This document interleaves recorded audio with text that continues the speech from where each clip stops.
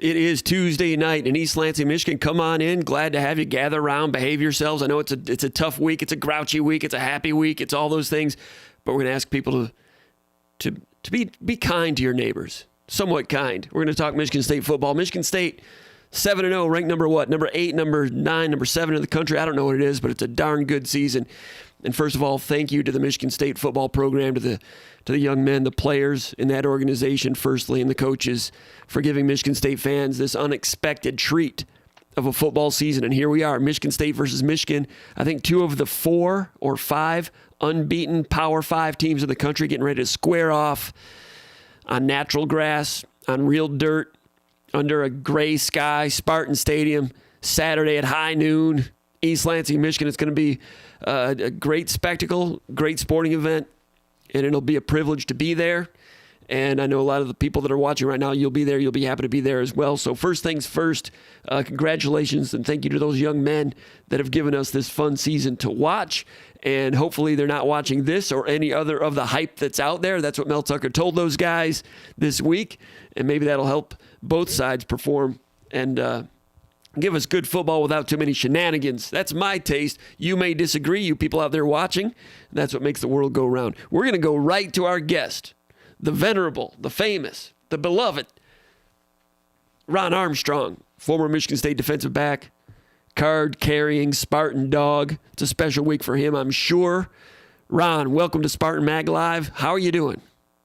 Hey, what's going on, Cop? Hey, I'm here. We're trying to keep everything, try to keep it in neutral, not get too revved up too soon. But yeah, this is always a big week, from being a former player, and from the time you step foot on campus, Coach Perlis let us know that this one meant more. And so I'm sure the guys that are on the team now, if they didn't know before they got here, they know now that this is a big deal.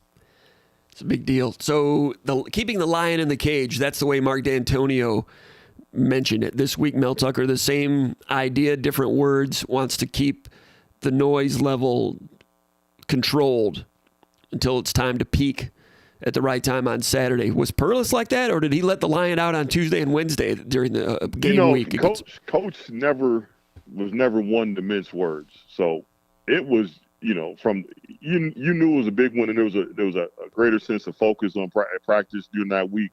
But it wasn't anything where we were told to kind of just be cool or anything like that. It was just, I think you really just, as a young guy coming in, you followed the lead of the veterans, and they kind of set the tone for how the week was going to go. But you knew it was a different sense of focus, different sense of urgency that week. Sounds like you got some Spartan dogs in the house right now getting ready for Michigan week. Yeah, they're already revved up. So I can't. They let the lion out of the cage already. You got 2 dogs? Are they named Lorenzo 3. and Blake? What are they called? What are they? I got 3, and they don't have the Spartan dog name. Okay, all right. Lorenzo and Blake would be a good choice, though. I think. Good. I would have went with the defensive side. I would have probably gone with Percy and Carlos. Los Jenkins and probably Dixon. Los and Dixon or something like that. All right, hey, let's talk football. Michigan State with a week off. I know you took a look at that Indiana game. People are going to focus on the negative a little bit, and maybe not the negative, but the areas of consternation, the areas that need to be fixed. You and I talked and texted a little bit this week about Michigan State's ground game. I talked about that at length last week, to the point where some people like Comparoni went too deep with that. But I was kind of getting into the zone a little bit. You were talking about what you saw with what went on in the run game, which in the second half, Michigan State was averaging in the ground, somewhere around 4 yards a carry, which was pretty good in the second half. But your thoughts on the ground game, first of all, and how that translates to this weekend? I went back and just kind of watched. There's some games I just tossed out the film. Like I didn't watch any Western Kentucky or Youngstown and that stuff. I wanted to watch the game film where folks felt like we struggled the most to control the fronts and things like that, just kind of preparing for this weekend. And some of the things that stuck out to me, really, I didn't see us get physically pushed around in any of these, any ball game. So that's a big time check mark. You don't want to, if you're getting pushed around, there's really nothing you can do about that, week 8, week 9. Mm-hmm. What I did see is one guy with a false step here, one guy getting a little too skinny there, just small technical things that you can fix. And I noticed that as the season went on, it kind of looks like guys were getting tired and kind of taking a lazy step. That stuff happens when you're tired, and I think you can clean a lot of it up during the bye week. But yeah, it wasn't anything where I thought physically we got manhandled by any of those teams. It was, one guy might have just had his hand placement may have been wrong, or his leverage might have been wrong, or just one thing that kept that play from being a big play. Mm-hmm. And that's Peyton Thorne said something similar, and coaches were saying that earlier in the season about some of those things. When I looked at it and went back and looked at the numbers, I saw a lot of times when Michigan State was simply blocking 6 against 7. First of all, Sparty, is that true about Stephen DeVetri? I don't know if I'm pronouncing him correctly. Sparty just posted something here. All right. Anyway, I got off track there a little bit, but Michigan State a lot of times was trying to run with an extra man in the box. A lot of times you're looking at safeties, and most times defenses, if they're going to load the box, they'll drop a safety down into the box. But Indiana a lot of times would bring the slot linebacker over, the nickel over into the box to get the +1 on defense and keep 2 safeties deep. So I'm sure they were ready for it, but Indiana's kind of different that way. They would get a numbers advantage and run defense, even while keeping 2 safeties deep. That should have created some more space elsewhere in the slot area or so forth. Maybe Thorne could have done a different job in terms of going with some open windows shorter in some cases. What did you think about Peyton Thorne? He said he thought, like he always says, he felt he left some plays on the field a little bit. There were 1 or 2 or 3 inaccuracies. You can't be perfect. 1 or 2 times when I thought some short windows were open, when he went for chunks downfield a little further, when maybe, especially on second down, when taking the open one underneath might have been a better choice. Easy for me to say with a box of donuts in my lap and a coffee, but I'll say again, these young men are better at football than I've ever been or ever will be at anything. So when I criticize players, it's just observations, talking football. I'm not. I wanted to end right there. But your thoughts about Peyton Thorne and the passing game for Michigan State against Indiana, how that translates going forward. I thought a couple of times it looked like pre-snap he made up his mind where he was going to go with the football. One in particular was the double slants where he threw the pick against to Mosley. It looked like he made up his mind that it was going to be open, and that's where he was going with the ball. Now, oddly enough, if the ball comes out a beat earlier, it probably is wide open. Mm-hmm. I mean, he made up his mind and looked like it was a bit late getting that ball out. So that was one. And I thought he had a check down. And that was a third. That was a 3rd and 7 in the second half. Michigan State was leading 10-7 at that time. It's a big play, for sure. And I thought he had another one to Reed, where Reed was open on a little shallow cross where he kind of came off that route a little too early and ended up drifting out to the right-hand side. I think he got sacked on that play. Uh-huh. Yeah. But I thought Reed was open, but I think it looks like he came off the route a little too soon. Mm-hmm. But, look, sometimes, the quarterback, you got to, at the same time, you got to live. It's not, look, punt the football and play defense. So, yeah, you want him to make that throw. But the good thing is he recognizes that, and you had time in the bye week to kind of clear some of the clutter. Because let's face it, man, I mean, you had 7 straight weeks of football plus camp. Man, that's a long time to be locked in. Mm-hmm. So I think the one you were talking about a minute ago, that was 3rd and 4 in the second quarter. They kind of ran mesh crossers, shallow, and that's the one where he kind of held it a little bit longer and was sacked, but went ahead and punted it anyway. Right. Overall, he threw the interception when Michigan State was up 5, could have played for a field goal to go up 8, and Michigan State stayed aggressive. 8 was not good enough. I understand that aggressive mentality. That's something that a lot of people have critiqued. It was a tough decision, but you don't want your quarterback to leave that one short in the red zone, throwing for the end zone on there. But their trust of Peyton Thorne is pretty high. You still there? Exactly. So, like I said, you there? Small things that you can fix relatively easily. I look for things that, on the physical side, like, are we incapable? If it's something we just can't do, I mean, there's nothing you can do about that. Technique and timing and stuff like that. You can those are things you can fix in the bye week. All right. So, bye week, Michigan State's offensive line's been pretty good at some points in the season, very good at others. Other times they had trouble against Nebraska. not terrible against Indiana, but couldn't really get a lot going against a numbers disadvantage, the way Indiana had it stacked up. Gut feeling, Michigan State's offensive line against Michigan's defensive front. Defensive front, Smith and Hinton, a couple of guys that I thought were I thought Hinton was not so good last year. I think he's improved a lot, and it's helped that defense a lot. Mazzie Smith, a guy from the west side of the state, I believe, has come along this year. It's taken him a while, but sometimes it takes players a while. Those two defensive tackles are good. 94 comes in, made a couple of nice big stops on a short yardage situation against Rutgers. I think it was 4th down. Also came in big once or twice against Nebraska. When they've gone to the other guys, Spate is one of them, and Jeter, when they've played a defensive tackle, I'm getting into their 4th and 5th defensive tackles now. They are not so good. They got in late in the game against Nebraska, played one snap each. They both got caved in by double-team blocks. Nebraska, Raheem Johnson got out for about a 20-yard gain. They yanked those guys right off the field again. 2 good defensive tackles. A third one sometimes makes better plays. If they get to the 4th defensive tackle, there's a drop-off. Those 2 guys are good. Defensive end, of course, Hutchinson's out there. 55 is a stand-up defensive end also. I know they're called linebackers. I call them defensive ends. They're standing up. They play. They do a lot of 2-gapping like a defensive end would. You know, they're out there playing 5 techniques and so forth. Right. You can call them defensive ends, but that defensive line pretty good. Hutchinson gets a lot of hype, a lot of attention. He's quick, does some good things. Your thoughts on offensive line against those guys? And in that matchup, it's not just them. There's tight ends also, and that might be what decides it. But your thoughts, Michigan State's offensive line, they ready for this? You know, I think so. I think one of the and I posted this on the message board, that I think playing Nebraska and playing Miami will help us out, particularly this weekend, because we won't be surprised that they have good athletes out there. You know, we won't get caught playing at, you know, sparring partner speed because we've been beaten up on, you know, MAC opponents or, you know, lower level, you know, the Rutgers of the world, you know, without no disrespect to Rutgers, but we won't get caught off guard. So I think our guys should be prepared for, you know, the type of D lineman we're going to see.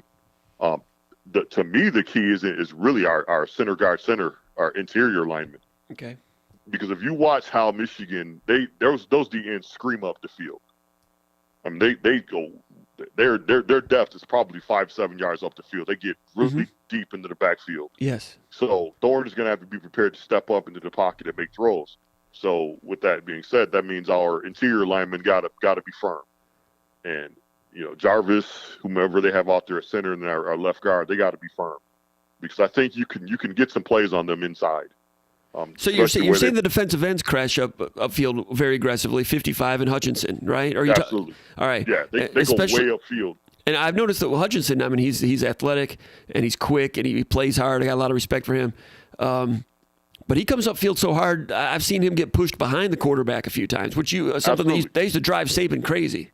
Yes. Yeah, that's what I'm trying to figure out. If you know, you have the landmark, you know, 5-yard landmark, you know, then you retrace. You don't want to go behind the quarterback. Mm-hmm. But there's been plenty of times where Washington, both D ends were beyond the quarterback. And some teams they'll pick where the left D end is going behind the quarterback and the right D end is going in front. They'll have kind of bracket them. Uh-huh. But I've watched where both those guys were upfield, and I mean it's a quick, you know, for a quarterback that should just be an up and out, you know, make the throw. So again, I mean I really believe that it's going to come down to our interior linemen. I mean, I think Horst and Curry are good enough pass rushers that if those guys want to fly upfield, you know, by all means let them fly upfield and just push them, you know, wall them off. Mm-hmm. With Hutchinson, I posted this earlier today, but you know, excellent with the quickness to the outside, fast, and for a fast, long guy, he's pretty strong also. You know, he can long arm you and disengage. But you know, so many of his moves are outside moves, and sometimes he'll try to sell his shoulder fake inside and go outside. And he's good with the rip and all those things. And I think against Nebraska once, he went inside with a swim move with an arm over and really did a great job, and I think got a sack or a quarterback hit on that one. A lot of times he'll 2-gap, bull rush, and disengage at some point. But his inside move looked good. One time I saw a spin move against Nebraska, I think, that didn't look so good. But the arm over swing to the inside was so good, I'm surprised he doesn't use that more. Maybe I've not watched enough to see whether he balances it out. But from what I've seen from him, it's outside, outside, outside. Fake inside, outside, fake inside, outside, outside, outside, or bull rush and then disengage outside. It's like 90% outside. Maybe I've not watched enough.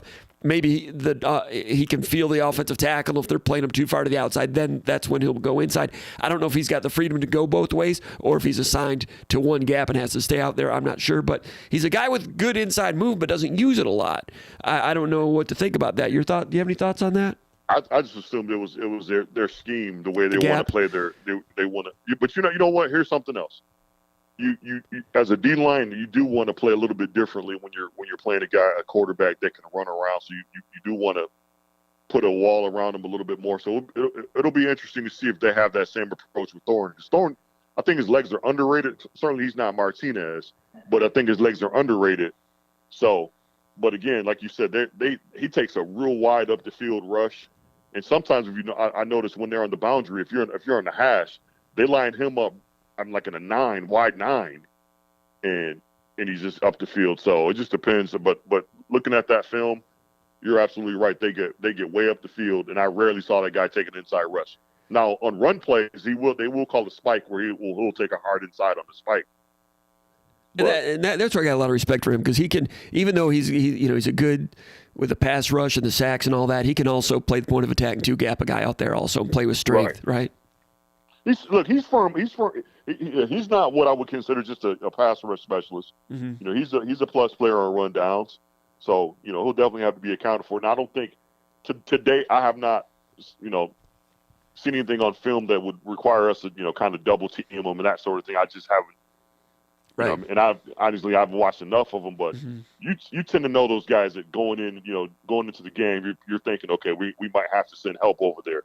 Now, the game may get to that. It may be decided in the game that we might need to help, but I haven't seen anything like that on film that he's a Chase Young or one of the Bosa brothers that you got to where he is at all time and have help ready for him. It's a good way to put it. I assume possibly chip blocking once in a while with a running back on his way out on a pass route, getting a little piece of him here and there. But I agree. That's one of those things you definitely want to put a little bit of water in his legs by banging him up a little bit. So come fourth quarter, he starts his head's on the swivel and he was a half step slower getting off the ball because he's worried about that chip. Then that pays dividends. Mm-hmm. All right, so. Peyton Thorne with that mobility. Michigan State has run some zone read option keepers earlier in the season, did well. Later in the year, had some problems. 4th and 1 stoppage against Nebraska. There have been some other times down by the goal line against Indiana. Michigan State followed up a zone read option where they fumbled it. Matt Carrick, luckily for Michigan State, recovered it, and Michigan State was able to attempt a field goal one play later. Teams have tried to option Hutchinson a little bit. Rutgers did it and had a lot of success in the second half, pulling the backside guard, running quarterback power a lot of times at an unblocked Hutchinson or unblocked 90 or 55 and got it going pretty well in the second half. Michigan, I expected Nebraska to do a lot of that because that's in Nebraska's wheelhouse. That layer, which is what Nebraska did against Michigan State when they stopped him on 4th down. He came up and played it. I thought he was pretty problematic where he was for Nebraska. But Martinez did a really good job selling that handoff. And I think just with ball handling, sleight of hand, Hutchinson thought the tailback had it, and it crashed on the tailback. Martinez took it, walked into the end zone, 4 or 5 yard touchdown. So on a key play there, I think that might have been 3rd down. They ran right at Hutchinson and optioned him. That's Martinez, and that's the guy at Rutgers who can't do a whole lot of things, but he runs option pretty well. With Thorne, he can do a little option, but it's not something you're going to want to do 10 times in a game. But in short yardage, as Michigan State, you think, would they go back to that, optioning Hutchinson? If so, they will have had to have worked on it and tightened it up a little bit. I doubt it. Yeah. Just because it's not something we do enough of that I don't know if you want to break that out in the big game. And it also will depend on how much our base stuff is working. And I'll touch on that really quickly just because I've read it, some of the questions. Will we change to 4-3 or 4? The game like this, I'm gonna go out there and we're gonna start with the base. Let's start with our basics. Let's see what we can do with the stuff that we know we can execute and move the change and all that stuff with before we start throwing out change ups and curveballs. Can he, to in the baseball term, can he get around on the fastball first? Mm-hmm. I don't need to throw a change up or a curveball if this guy is whiffing at my heater. So I don't think so. Maybe, if we see some of that stuff, maybe it's just we saw it on film and it's a change of pace.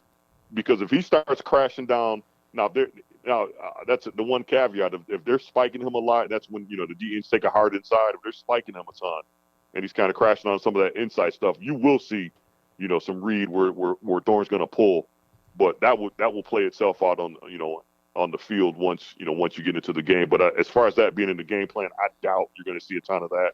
Mm-hmm. If so, maybe just a change of, change of pace. You're setting something else up. They saw something on film, and there's something else they want to run later. So you put that look in to get him off his keys a little bit, and then you come back with maybe an underneath run where you're kicking him out and now you're running underneath him or something like that. All right, Michigan's ground attack was outstanding early in the year. Haskins, physical guy, Corum, all kinds of explosiveness. The run game for Michigan was contained by Wisconsin and Rutgers. Got off for over 200 yards, well more than 200, I think, 200 yards last week against Northwestern, up toward 300, I think, and over 200 against Nebraska, which surprised me a little bit. Those last two outings have been impressive. But if you look at their Big Ten stats, just looking at Big Ten stats games only, people might be surprised to find that Michigan State is rushing for 186.5 per game. That's fifth in the Big Ten, 5.3 per carry for Michigan State.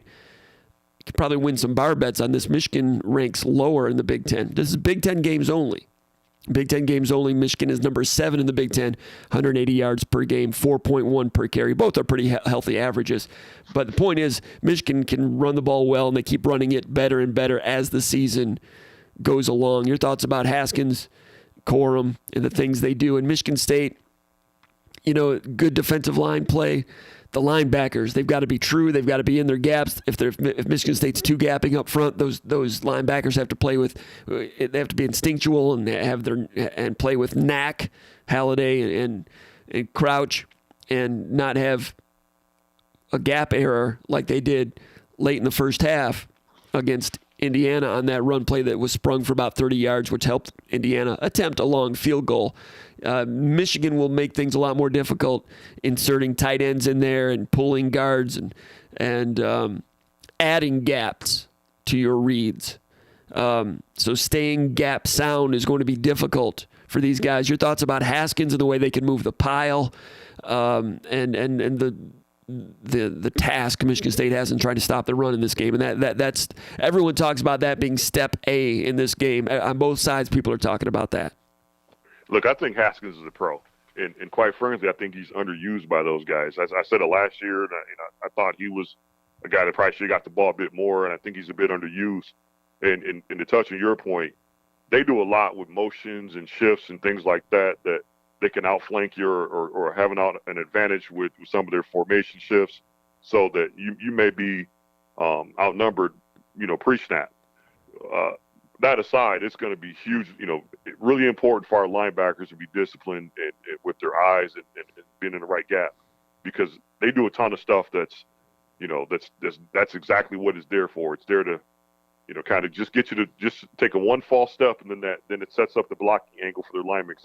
They're not a real physical bunch up front, but they're technically sound, and they're good at blocking it the way they're coached to do. So, but if you're sound in your gaps and you're firm where you're supposed to be, they're not going to move you, line up there and maul you. That's why I think they struggled against, some of these teams where they didn't run themselves out of position. And I mentioned that because folks are like, are we going to blitz more, run blitzes, things like that. And I don't know that you need to, unless, if we're just getting gashed and we feel like that's something we have to do, sure. But some of that stuff, you can run yourself into a big play by being too aggressive when you didn't necessarily need to, where you could just line up and be sound. And there's something else I put on the board. I think our D tackles are underrated. Yeah. I think Slade and Barrow are having themselves a heck of a season. Mm-hmm. And I'd give them guys a shot to go out there and earn their keep before I went in and started doing all kinds of crazy things. Now you're going to mix it. I'd like to see us mix it up and throw in a few Mike fires, some B gap, stuff like that. But Haskins runs tough, and it's going to you got to bring 2 10 straps and your big boy pads because he runs tough. And then just when you're ready to take that the 220 pound back, you got Corum that comes in and he's a little blur. Mm-hmm. So it's a tall task. I mean, one of the things that usually when I watch going into the game against Michigan, there's usually something I could point to and say, you know what, this is where they struggle. Sometimes it's the coaching staff where they're just the scheme, the defensive scheme was extraordinarily flawed under Don Brown. There were just too many feast or famine calls, or Harbaugh meddling with the offense and insist upon throwing the ball 30 times in a driving rainstorm. There was all these things that just they didn't coach to the personnel well. I think what's separating this team from the teams they had in years past, they're actually coaching pretty well to the type of team they have. They should be running the football more. It's clear that their quarterback isn't going to go back sit back there and take you apart. So it's good to see that that's probably my take on them. Now, as far as what we're going to do to stop it, I think our D-line, interior D-line, I think we're good. My concern is some of those edge runs that they just do a good job of motioning the formation you into. Even when we had some really good defenses, we've struggled at times with the way they run their little jet sweep and that little counter toss that they run, where they end up motioning the tight end. Well, they'll shift the tight end and they'll motion the running back. I mean, they're motioning the backside receiver. Now that guy's outnumbered on the edge. A little fly sweep out that way. Yep. Yeah, and the tight end blocking for Michigan is good. Schoonmaker, they do a good job pulling Eric, that tight end on that counter. The tight end, he's a wing, but it's a tight end. I think it's 83. Yes, that pulls, and he does a good job leading through. And I posted this as well that I hope we decide to spill that, because they actually the way they run that is it's not meant to be a wide run. It's actually a C gap run. I mean a B gap run, where they want to run inside, and they're hoping that end just comes across and sits down where they can kick out and run right inside of the end. For us, I hope we decide we're going to spill that and chase, because that's where somebody like Crouch, sideline to sideline speed pays off. So you're talking if you're on the play side and that wing tight end is coming over toward you and like a wham block or split zone action type of thing, you want to go ahead and head him up and hit him early and hit him hard, or what do you want to do? I would have wrong shoulder that to make everything bounce. Instead of inside shouldering that so they can get up inside of that, I want to actually wrong shoulder that so they bounce that. They want to lead up. They want to lead up through inside. They want to lead through inside there. So the guard is going to kick out. Then tight end is going to lead through. That's how they block that. I'd rather see our instead of setting the edge there, I want to spill that so they have to bounce that outside. So take away the inside and bounce it to the outside, spill it to the outside, and then crouch speed over the top. Crouch speed over the top, run that, and go ahead and run that down. Because as long as you got guys running parallel to the line of scrimmage, you got a chance. You got a chance to run that thing down. What you don't want to do is get creased and now the guy's out to shoot. The way Michigan State usually does it, they want to set that edge and force it back in, right? Yeah, they want to set the edge and then just kind of pinch close it down. I'd like to see them go ahead and spill that, especially to the wide side of the field. Now, I don't know if you want to spill to the. I mean, look, I'd spill to the boundary as well, just because they don't have the room. Especially if it's Corum, I'm trying to spill. I don't want him with a quick inside crease. Now, I thought Nebraska got caught a couple of times, like trying to halfway it. Like they didn't quite set the edge. It looks like the DN was kind of feathering it a little bit, and he got caught halfway and didn't do anything.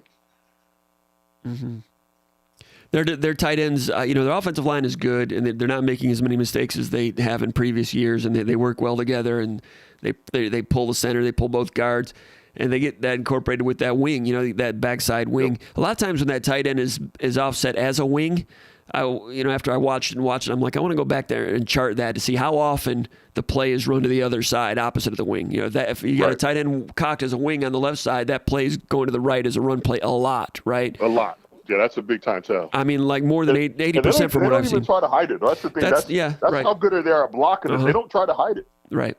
Yes, and that's when Harbaugh when he's had good teams, in past years, to him that is the ultimate football. When he was at Stanford one time, they were beating USC, and the game was already pretty much in hand, and they had a drive where I think he ran power to the strong side 9 straight times.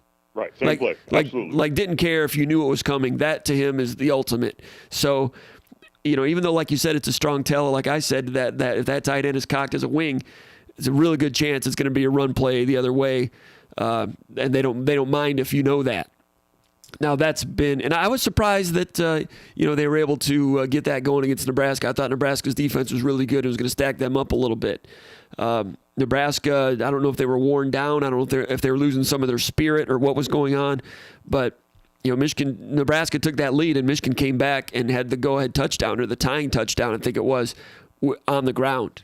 Just attacked them on the ground and got it done. But those tight ends can block, and the thing about it is Schoonmaker, those guys are like 6'5", 250, 260, and the offensive line is secure and sound the way it is, and those running backs are really good. But then you get that 6'5", 265-pound tight end who's a mobile missile out there, hunting down linebackers, sometimes hunting down your nickel or a DB, and he's at least going to get a stalemate on you because he's mobile enough to change direction and get into you and get into your chest. And there's not many teams out there that utilize tight ends in the run game like that, with size and mobility as an insert, or they're just running it straight to the strong side, and sometimes with 2 tight ends. That is the secret sauce, the extra helping that helps their ground game go. That tight end blocking has taken them in some games from good to great. Didn't work out that great against Wisconsin and Rutgers, strangely. But dealing with tight ends, and this is another question we got last week, and I was just getting into it until the power ran out. Michigan State's 4-2-5 scheme. And this is a question that came on the mailbag over at SpartanMag.com earlier. The 4-2-5 scheme against a terrific run game like this. Michigan, as much as they're married to the run game right now, it's a little bit of a knuckleball. I mean, it's not like you're playing Air Force or something, but it's like some of the Wisconsin teams in recent years, the way they'll go to the ground attack. Michigan State's defense is a little more modern. There's a lot of teams that do it that way. Michigan does it that way. Michigan plays with 5 defensive backs 80% of the time. So does Georgia. So does Alabama. Almost everybody does. So the 4-2-5, that's conventional football. What Michigan's doing right now was conventional in the 80s, although pistol was not conventional, but the number of blockers and so forth. But it's become unconventional. What about that matchup? Michigan, about that portion of the matchup. Does Michigan State have enough, with Snow in there as the new nickel, and they'll flip-flop it back and forth. Sometimes Xavier Henderson will be the box safety, the extra guy in the box to play the run. Sometimes it'll be Snow. Once in a while it'll be Gross. But it's not quite like having a 4-3, 3 linebackers. Your thought about that part of the matchup? I don't think that's that big of a deal. I mean, I haven't noticed teams that are playing with a let me back up. It depends on your personnel and your 4-2-5. Some teams go with 3 corners, and I think if you're playing with 3 corners, it is a big deal. I mean, because you're giving up a big body for a really small body. But if you're playing with a strong safety, an extra strong safety, I mean, the difference between a will body size nowadays and a strong safety is not. I mean, you're not talking a 240 guy and a 195 guy. You may be 215 and 205.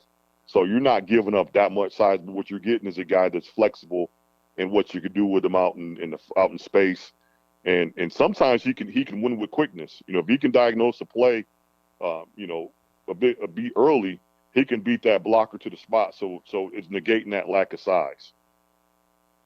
Yes, and if you've got someone like Snow who can thump a little bit, plus Dowell spells him, so it's not like Snow's out there for 80 snaps a game. The combination of the two is interesting, the way that's developed. Michael Dowell, a veteran who started in the past. This year, Snow was playing well earlier in the season, And I was mentioning that he could be in for some more playing time, especially the way as hard as he hits in the red zone earlier in the season. And then Snow became a starter, and he's done some good things there. He'll thump, he'll hit, he'll be fired up for this game. But he'll be matched up with that tight end on the edge sometimes. Like you mentioned, Michigan gets to the edge, and a lot of times, it's that slot linebacker who ends up in the intersection of those type of things. Snow against tight ends, you might see that matchup. Blocking versus edge defender a little bit in this one. Would you agree? Absolutely. And then one thing I will say about Snow is it's not going to be free. That kid brings bad intentions. So if it's 83 or whomever that's coming to block him, they better have a mouthpiece in and both chin straps on because Snow's coming. All right. So I don't worry about that alignment, that personnel group at all. I mean, folks who are like, oh, should we play more 4-3? No, I don't think so. I mean, look, it just bugs me to go into there's not many teams that do anymore. No, there's not. And to me it just bugs me to go into a game 7-0 and do a bunch of different stuff. Like, yeah, there's going to be some adjustments with their tweaks. They're not wholesale changes. And if you find that you got to make a bunch of wholesale changes, you're probably losing the game. So let's hope we don't have to do a ton of that stuff. But I don't think that's a big concern, because at this point most of those guys are used to being firm in the run game, and it just is one of those situations where, again, if you read the play quickly and you're in the gap, I mean, it's just you're going to beat that lineman or that tight end to the spot. What do you think it's like over there at the Scandalaria Center? By the way, if you're just joining the program right now, welcome to Spartan Mag Live. My name is Jim Comparoni, publisher of SpartanMag.com, here with Big Movie Ron Armstrong, a valued contributor and friend to SpartanMag.com, a guy I've got to know over the years, and I certainly value him as a friend, first of all, but it's always great to bounce information off of him and have him set me straight on what's going on in the world. It's always great to have Ron with us. Thank you for joining the program tonight. If you don't know what SpartanMag.com is, go on over there, check it out. You can subscribe right now, half off until November 1st, half off, 50% off. That's about 15 cents per day. SpartanMag.com. We try to bring really good coverage, recruiting coverage, X's and O's analysis, message board, all kinds of interaction, and of course, the old newspaper-style daily news coverage. Today I was out at Michigan State basketball practice, watched the Spartans practice, had a late morning practice today, talked to Izzo. We got that video up here at the YouTube channels, at Spartan Mag YouTube channel. Give us a thumbs up here and subscribe to the channel. Also get over there, SpartanMag.com, become a magger, become a subscriber. We need you. We don't need you, but it'd be great to have you. But thanks for tuning in. Big movie, Ron Armstrong. What's it like over at the Scandalaria Center right now, do you think? Mel Tucker. Mel Tucker's been telling those guys, to block out the noise and just do your job and learn the job you need to do this week. And he wants to peak on Saturday. Mel Tucker was asked on Monday at the press conference what it would mean to win this game, and he kind of refused to answer the question. He says it's too early to get into that. It's Monday. Even himself at a press conference didn't want it out there what he really believes this game means. So Mel Tucker showed last year he could unleash the lion on time for this particular rivalry, and if he does it again, that's going to scare some people. Yeah, I think this week it's let's just put everything in all these cliches, but in weeks like this, the cliches are actually real. Yeah, I think a lot is going to go into the preparation and focus of the fine details. Let's be perfect in our preparation. Let's be perfect in our execution. Mm-hmm. Let's be perfect in our approach. Let's lock in mentally. Let's, if you gotta, stay off of social media, whatever it is you need to do to dial in. And that's not to say that you're not going to do these things every week for every game, but we're not going to kid ourselves and act like this is just any other game. What other folks say and how they want to approach it, that's up to them. But over at the football building, I know that it's all hands on deck.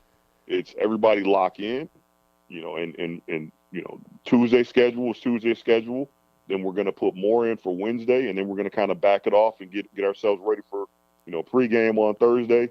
And then it's you shut everything down Friday and you focus in on, getting ready for that big one, noon kickoff. It's a big one. First time they've both been top 10 since, 1964. I think it's only the fifth time in 100 years of Big Ten play, or Western Conference play as it used to be called, the two teams are 7-0 this late in the season. Only 5 times it's happened. Huge game. And I'll tell you something else that they're probably really focusing on is trying to get those guys to sleep.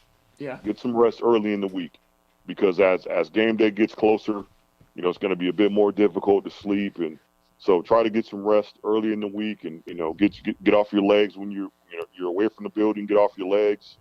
So I guarantee you they're not leaving one stone unturned as far as their preparation and the things they're saying to the guys, and try not to overload them too early in the week with the importance of the game. They guys know, and even if the coaches aren't telling them, the upperclassmen are telling them.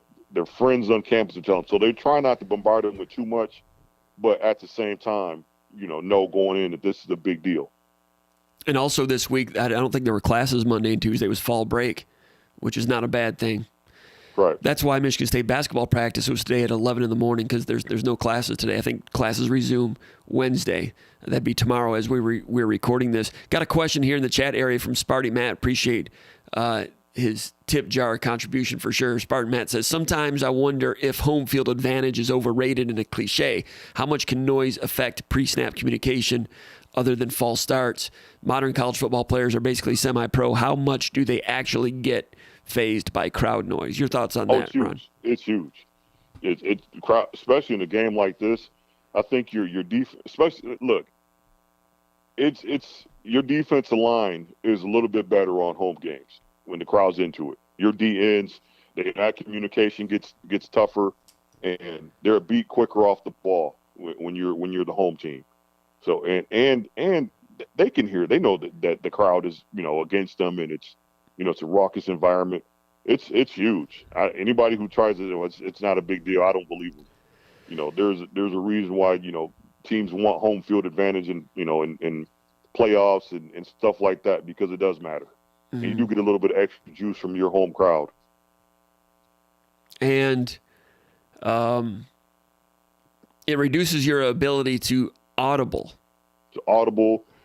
So that right there, if you look at it like a card game, if you've got a hand of cards and I've got a hand of cards, you can discard a little bit and change your hand a little bit in audible. I can't do it because of the crowd noise. It can't get it communicated. Go ahead. You can, but you're going to be limited in what you can jump into. So you might be able to make some of your base calls, your base checks, but any stuff that's long-winded and you got to set protections and change route, it's a whole lot more.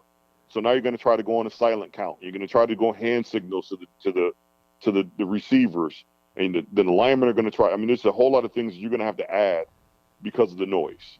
And all it takes is for one guy not to get the call, and the crowd's done its job. Mm-hmm. All right, let's go to the mailbag over here at SpartanMag.com. These questions were asked over at the SpartanMag.com message board. Oh, it's called the Underground Bunker. It is the church of what's happening now with Michigan State sports, the daily narrative.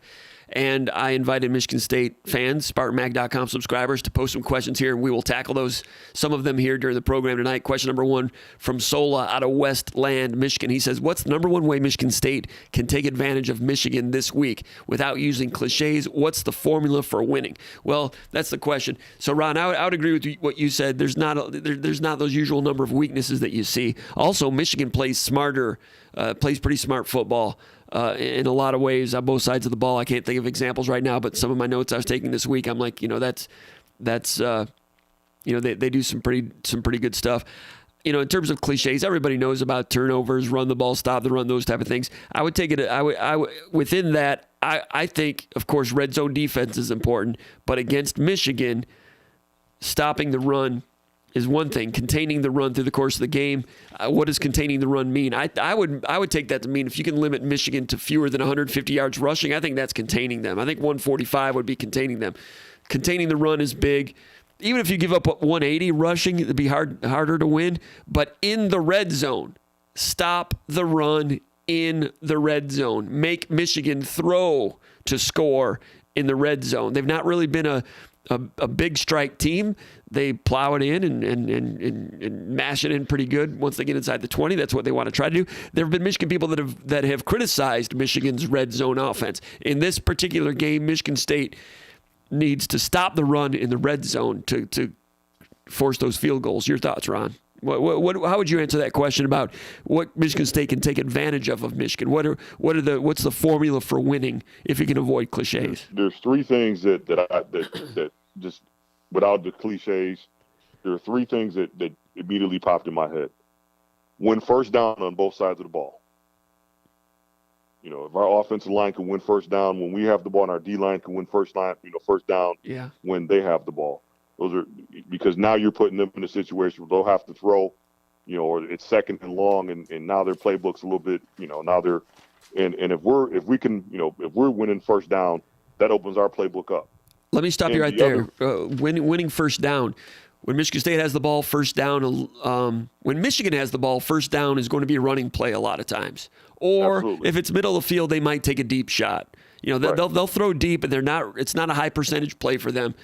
But winning first down means, being firm against the run against a guy like Haskins. When Michigan State has the ball on first down, it's a little bit more diversified, quite a bit more diversified. Michigan State has enjoyed trying to get the ground game established, and I'm sure they will probe that.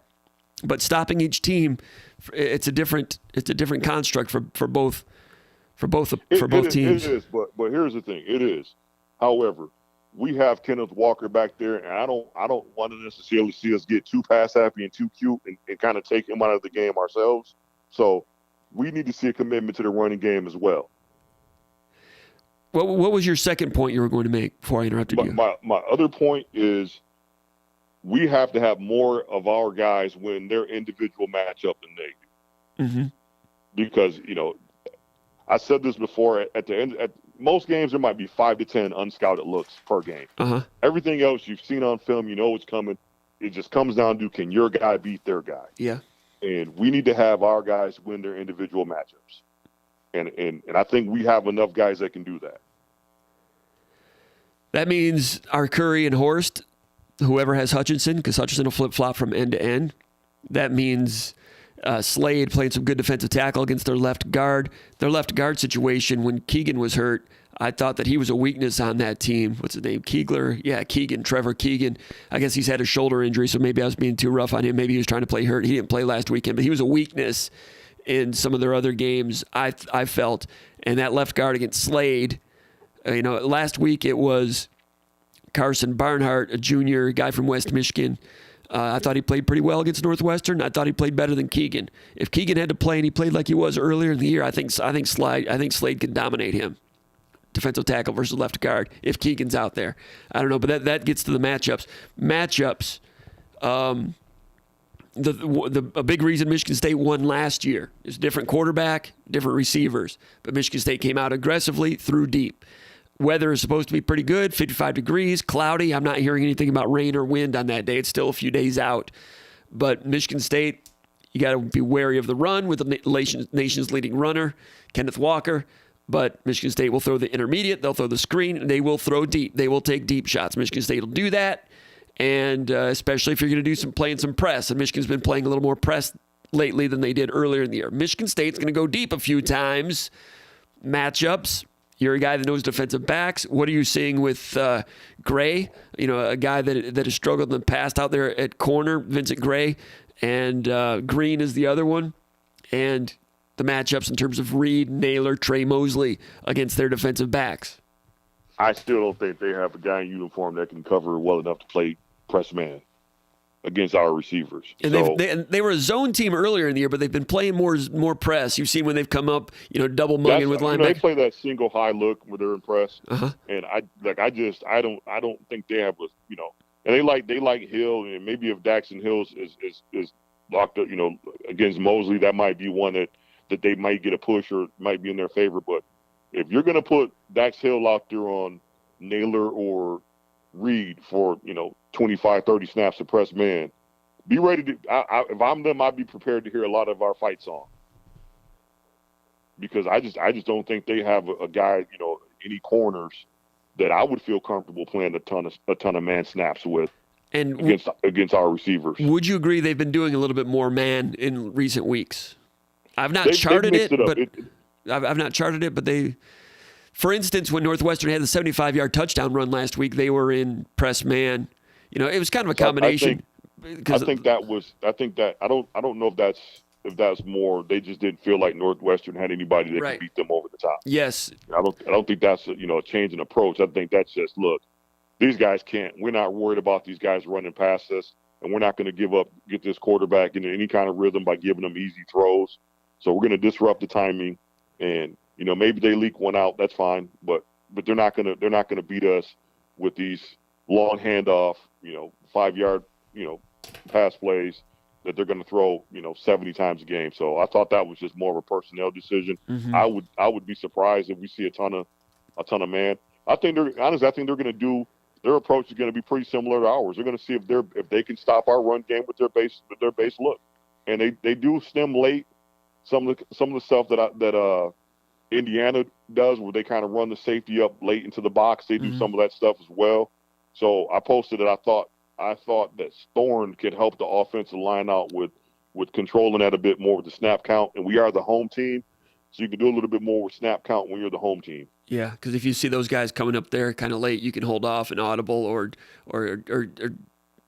use your cadence to see if they show with their hand, things like that, right? Yep, absolutely. And as far as the point that you made about Northwestern, no question about it. Helinski, an okay quarterback, but not great. Martinez is a good college quarterback, does some things with his feet, moves the chains, but in terms of dropping and reading and throwing dimes, he puts up numbers through the air here and there, kind of a magician in some ways, but not a guy that's going to throw downfield. Of course, Wisconsin had all kinds of problems. Rutgers, their quarterback, Vedral, he's not any good. They went against Northern Illinois with Lombardi, and Lombardi, it's a pretty good team, but going all the way back to Washington, they've not faced a quarterback like Thorne. I'm not saying Thorne's great, but Thorne's pretty good. Michigan, they haven't faced it. They have not. Let's just be completely honest. They have not faced a competent passing attack all year. Mm-hmm. So I don't know what they're. And I say that because look what they're going against every day in practice. Right. They have not really been threatened by a passing attack all year. Or in practice. That's a great point. Or in practice. Or in practice. So it'll be interesting to see. And look, how many times do you think they watched the film of Ricky White and Naylor and these guys running past them last year? Mm-hmm. They know what's out. They know what they're lining up against, and I'm sure you'll see a ton of press bail. They know what they're up against, mm-hmm. and I would be surprised if they put those guys back out there with a more accurate passer, I might add, than last year. Mm-hmm. And another year in our system where there's sight adjustments that we're better at making. The route running's better.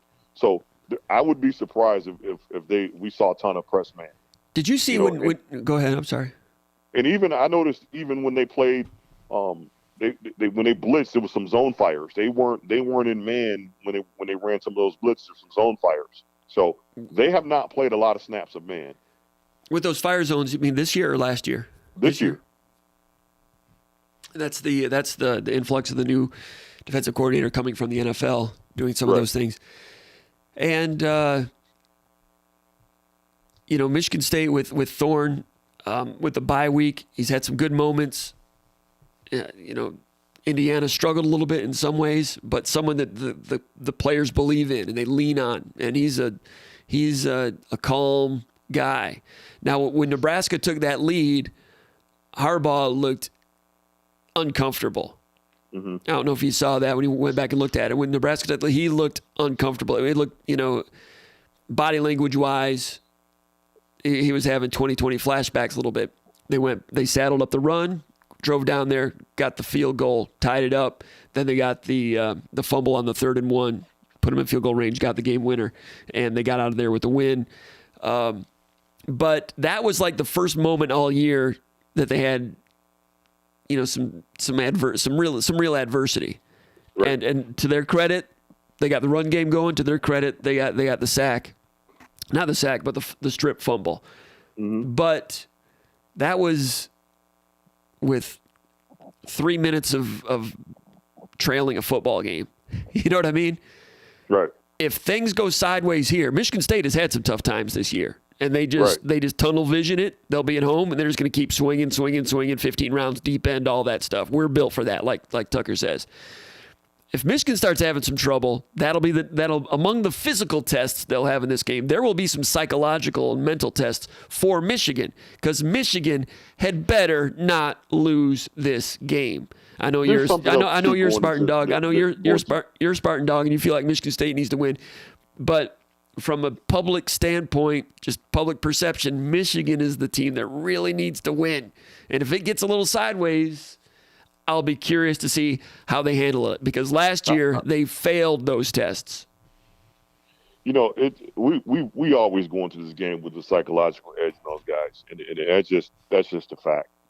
And when you add into it that they typically have a front runner's mentality. Yes.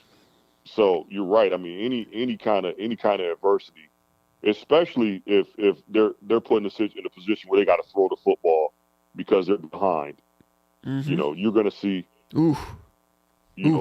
Honestly, I don't think they have to be behind by that much, because what I said this before, and I think when they're a better team when Harbaugh kind of takes a step back away from that offense. Yeah. When he starts meddling and doing these weird things, and I don't know, maybe it's just me, but it seems like I can tell.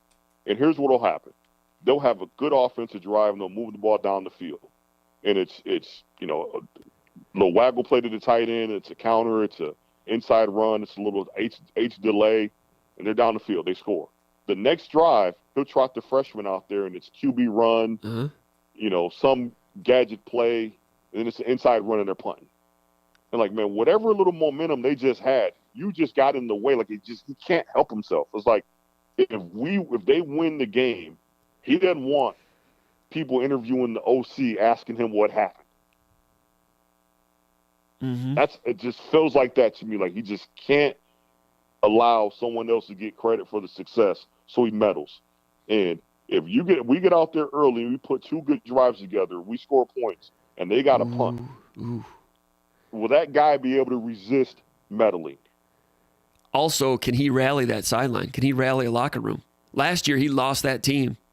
They quit. They quit against Wisconsin. I will say this. And look, I don't like those guys, and I don't think I have to say that, but it feels like they're playing for each other, not necessarily for him. Mm-hmm. So I think they got some leaders out there with Ross and Hutchinson that they will rally the guys. Okay. They don't seem like the one kid, I can't remember his name, who's just a complete front runner that, you get those guys, and they would kind of, I think those kids play for each other. Okay. So they would probably, rally more so than, Harbaugh's rah-rah speech. It's just what it feels like to me. All right. Let's go to another question here. When Michigan State loses, this is from Spartan6674 from Parts Unknown. He says, when Michigan State loses, what is your best guess as to their excuse this time? I'll just let that lie. We don't have to comment on that much. It's a funny comment, funny point. What will be their excuse? I'll tell you what the excuse will be. The excuse will be, well, the game just means more to Michigan State. We've heard that a little bit in recent years. We've heard them say that about the Ohio State game. This game just means so much to Ohio State. Well, then quit. I've never understood that. I've never understood how that's the excuse. Well, that makes them feel better about themselves. More to them. That makes them feel. That is the most bizarre. You played a game that you let your opponent care more about than you. Yeah.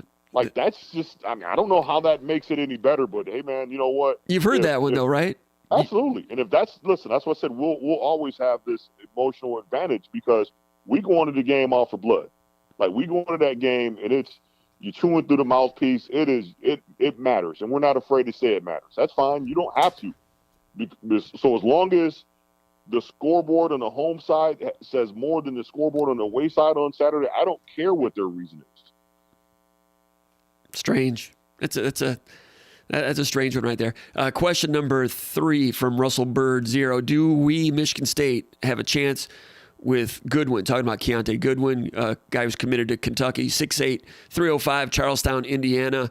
I think he visited Alabama last weekend. He's going to be visiting Michigan State this weekend. I'd say that Michigan State, if he's visiting, Michigan State's got a solid chance, and they've always had a foot in the door with him, and he's been intrigued with Mel Tucker all along. He visited Michigan State this summer, and now they're getting a visit. So, yes, Michigan State's going to be right in there with him. I think he's mentioned he might visit Ohio State November 20th and maybe even Michigan November 27th. But I tell you what, Ron, there's a great list of visitors this weekend. 4-star guys visiting. In terms of 2022's current high school seniors, there's a guy named Zion Young, defensive end. He's from Atlanta. He's committed to West Virginia. He's visiting this weekend. 4-stars, Keontae Goodwin, offensive lineman from Charlestown, Indiana, Kentucky commitment, 4-star, number 51 in the nation. He's visiting. Jeremiah Caldwell is a 4-star from Belleville, wide receiver DB. He had been committed to Kentucky. He's visiting. He's a 4-star. 2023's current juniors. Listen to this, Ron. You're probably already aware of this. Some of the 4-star recruits. Cole Dellinger, offensive lineman from Clarkston, 4-star, number 195 in the country. Amir Herring, 4-star offensive lineman from West Bloomfield, 4-star, ranked number 249 in the country. Kedrick Rescano, running back, New Caney, Texas. 4-star running back from Texas, number 222 in the country.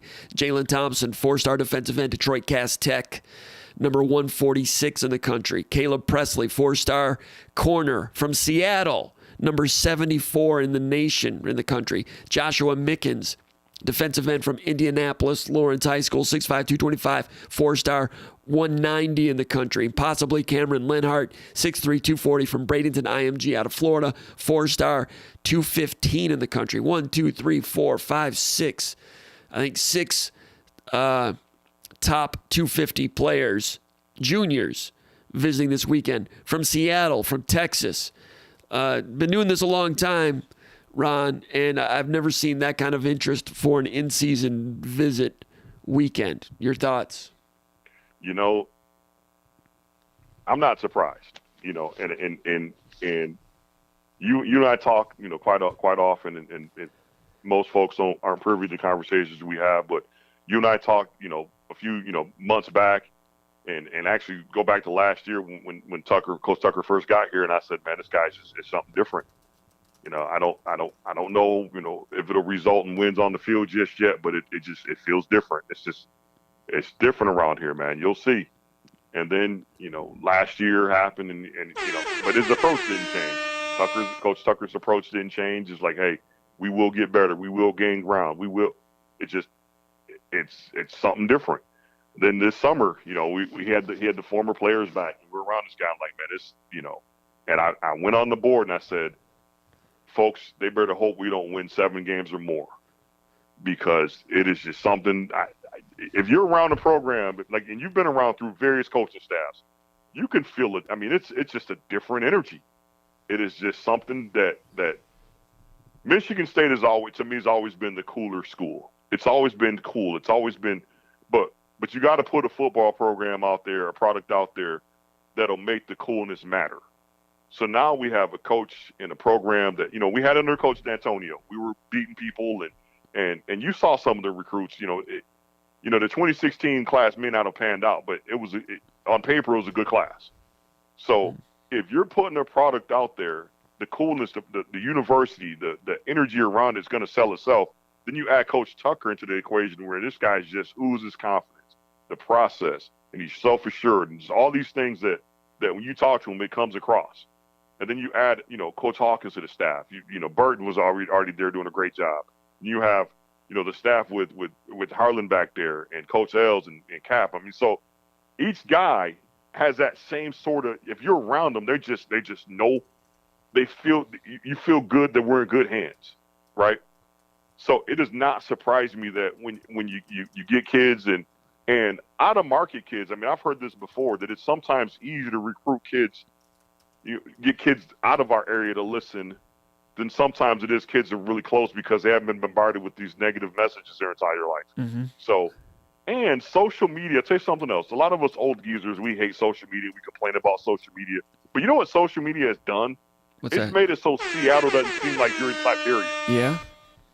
Mm-hmm. You know what I'm saying? Seattle, Washington doesn't seem so far to a kid who's talking to kids in East Lansing all the time. Our kids, these kids talk to each other all the time. So for us, it seems like, well, how in the heck is a kid from Seattle even hearing about Michigan State? Well, social media.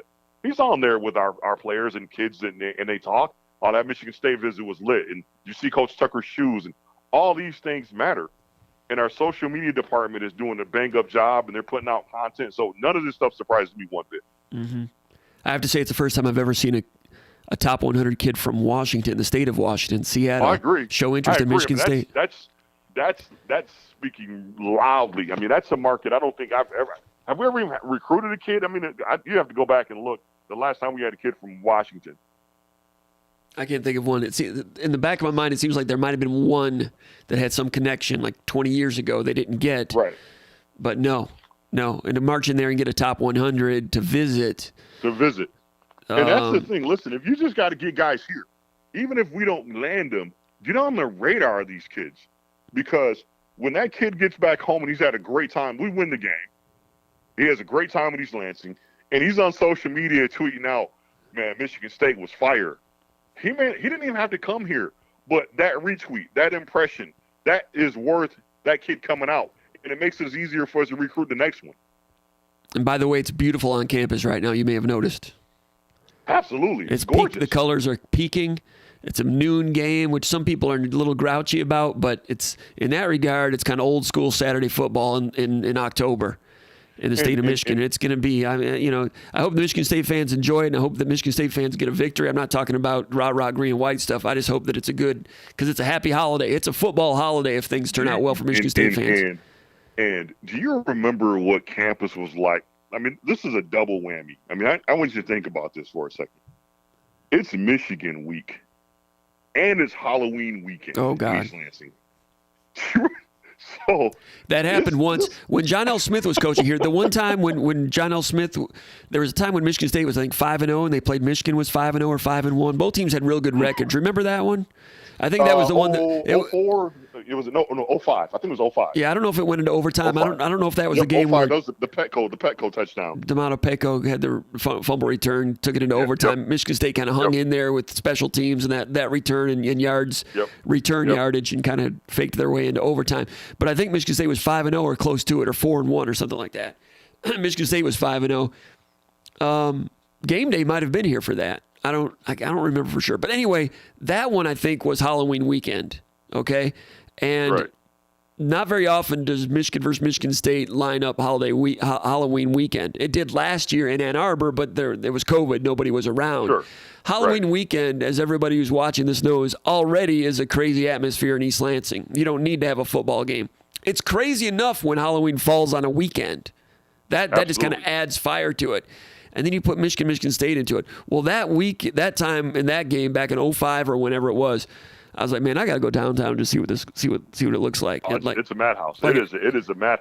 There's we went down there. Me and my wife, we got a drink, got something to eat down at Beggar's Banquet in 05 with some people that were in town for the game. I just wanted to get in the way and see what was going on down there. And it was Friday night, and I think it was Halloween night. Maybe it was the 30th. I think it was Halloween night. And I just wanted to go down there and get in the way. It was like, down in East Lansing, it was like Times Square New Year's Eve. It was just shoulder to shoulder, and everybody's in costumes. Right. So just freak show. That with this, and look, you add that in with our win. You know, because I'm. And also, think about this: the number of people that'll be coming to East Lansing that don't go to Michigan State. Anyone who has a friend that attends Michigan State, dude, what are you doing this weekend? I'm coming to East Lansing. If people, I'm coming up to state. It's going to be crazy. And those recruits are going to get this. Look, they're going to. We know that it's a special place. We know that. And I think sometimes we don't even appreciate it as much as we should because we live in the area. But these kids are coming up for this game, and to be on campus and their families, they're in for a treat. And I'm excited for Coach Tucker. I'm excited for our kids. I'm excited for our fans because I'm telling you folks, fasten your seatbelts. It's just, and I don't speak for folks. But did you see the Tom Izzo statement? I know we were supposed to answer some of the questions, but I just got to say this. What? Did you see the statement Izzo put out about Tucker? What did he say? No, about the LSU thing? Yeah, did you see that? I was there. I have the video here on the YouTube channel. I didn't type it in and put it out there, but what were your? Go ahead and repeat it. And what were your thoughts about it? I don't remember verbatim, but it felt like somebody not, and I don't look. This isn't any inside info or anything. It's just my personal opinion how it felt to me. It felt like the boss was telling everybody, hey, we're good. Okay. You know what I'm saying? Mm-hmm. Coaches doesn't speak out about stuff, like speak for folks very often. But it felt like he was letting kind of in his own little way, letting Spartans around the country know, man, Tuck, we're good. Tuck stand. Everybody exhale. We're good. And Izzo said he did talk to him about it, and which is not a surprise. Izzo's Sure. done it to the point where Izzo's made a point to mention fundraising and just things that it felt like he was just telling everybody to chill out. In the meantime, it's not a bad thing to have his name out there because it just creates a little more electricity in the southern part of the United States. Because if you're a recruit from Georgia or Louisiana, you know who Mel Tucker is, but if it gets mentioned a lot. For sure. And then when Mel Tucker calls you September 1st when you're a recruitable athlete, you're the guy that LSU wanted. Absolutely. It's not a bad thing. It's not a bad thing. Listen, he's not. I mean, look, there's a lot worse things that can happen to you than being rumored to that LSU's interested in you. Right. So I didn't think it was and here's the thing, the way it was reported and the way people ran with it was ridiculous anyway. So? It was Feldman said that some influential donors would be interested in Coach Tucker. Right. I mean, that's great, but I mean, if you just think back to our last coaching search, we had an influential donor that was interested in Brett Bielema. So, I mean, how much of these things matter? Do they really matter? No. You know what I mean? Right. And Izzo, I was there when he said it. Those of you that are watching here on this channel, you can get Izzo's post-practice briefing where he was talking about that a little bit.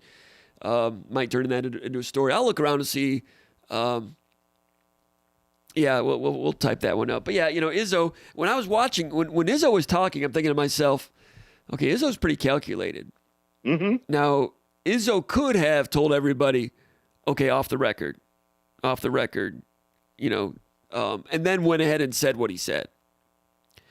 By saying, because if you go off the record, then there's not stories about it. But if he says those things, now it's a story tonight, So on one hand, it prolongs it keeps it out there that it's a story, which is. But the message that because I'm thinking to myself, man, does he really want to give this, story more legs today? Then I'm like, wait a minute, this is Izzo. He's doing what he wants to do right now. He's fully aware. Sure. He's fully aware that this will be in the notebooks and be in the story and so forth. Mm-hmm. And he can talk about it more than Tucker can because Tucker gave one statement. That's it. But Izzo, who can go out there and say, hey, man, I've done it before. I've looked at the NBA. I know what it's like. Absolutely. And plus Izzo is like an olive branch to Michigan State fans. Like, hey. For sure. This happens. Hey, I'm not upset about it. It's cool. Yeah, Yeah, it's cool. But behind the scenes, I'm sure Izzo did say he talked to Tucker, which didn't surprise me at all. Izzo's like, okay, you don't have to deny it or anything. Let it out there. It's not going to hurt. Fans will be okay with it for a while. If it starts hurting recruiting after a while, yeah, but it's not hurting recruiting right now. Just let it. Just let it sit. Yeah, you don't have to go. You don't have to go up there Monday and go Mike Tomlin. You don't have to go Mike Tomlin right now. Right. Let it ride. For sure. Especially if you're not going anywhere. Then you let it ride. For sure. For the reasons I mentioned about recruits in the Southeast. You want to be in the headlines down there. Your name is, look, and even in social media mentions and all these things matter now. And your kids, like you said, kids talk. And, Southern kids, Michigan State's football coach, his name is ringing out in South Georgia and Atlanta Metro and Louisiana. So, hey, man, have at it. Right. All right. One more thing about the campus atmosphere. The color, the autumn color. It's October 30th or whatever the game is. October football, autumn football, apple cider, college football. I don't know how it gets much better than this in October. I know there's big rivalry games in November. I know there's bowl games. I know there's college football playoff and all of those things. And September games are nice also.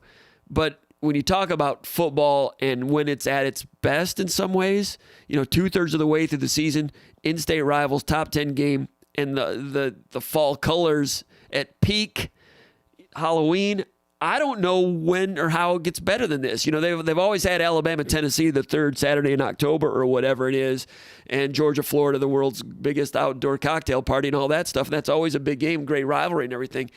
But I prefer 55 degrees and apple cider and fall colors.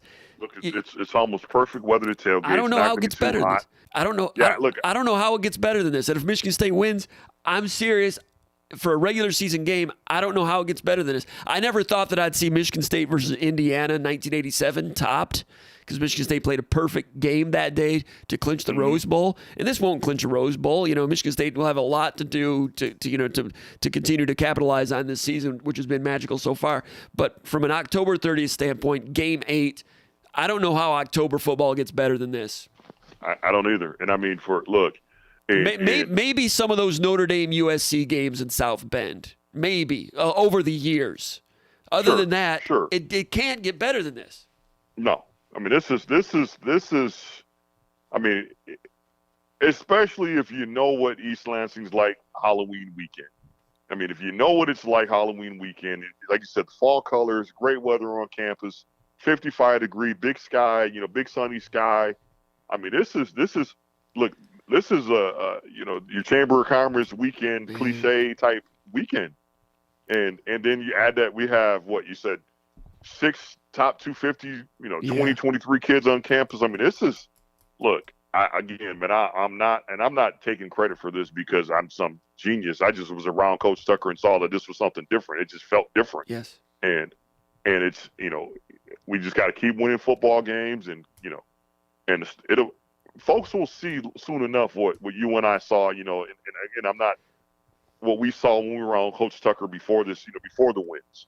Like it's one thing. You saw it before I did because you were privy to some other things, and I didn't see it until I saw him in person at Big Rapids on June 1st. I think it was the first day coaches were allowed to recruit off campus, and I was there and I watched him and witnessed some things. A lot of those things I'm not talking about yet, but someday maybe way down the road. But that's when I wrote the post that night when I got back, and I called you on the way back from Big Rapids, and that's when I issued the buy stock and Mel Tucker call. I was like, buy stock. Stock is on the rise. Yeah, because I saw him working. I mean, he's a micro guy with the X's and O's in the film, but he's a macro guy too. He's big picture, modern. His feel for people, man, is just. I mean, folks that have been around great leaders in the room that are listeners, they'll know what we're talking about.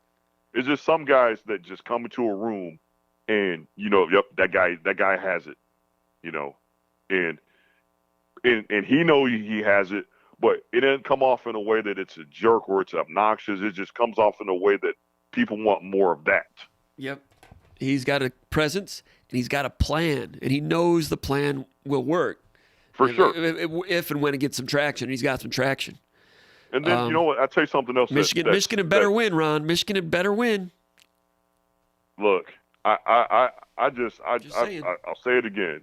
With every game that we win this season, it's a force multiplier to what's happening with the energy around that program, because it is just. I mean, I wish like our fans could be around it to feel, because I know I'm not, and I'm trying not to act like I'm this, like the jerk. Hey, I know something you don't know. It's not that.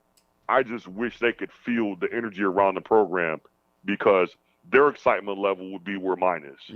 Because it doesn't come through in the press conferences. It doesn't come through. He's real measured. Look, he's real measured in what he says in the press conferences, and that's his.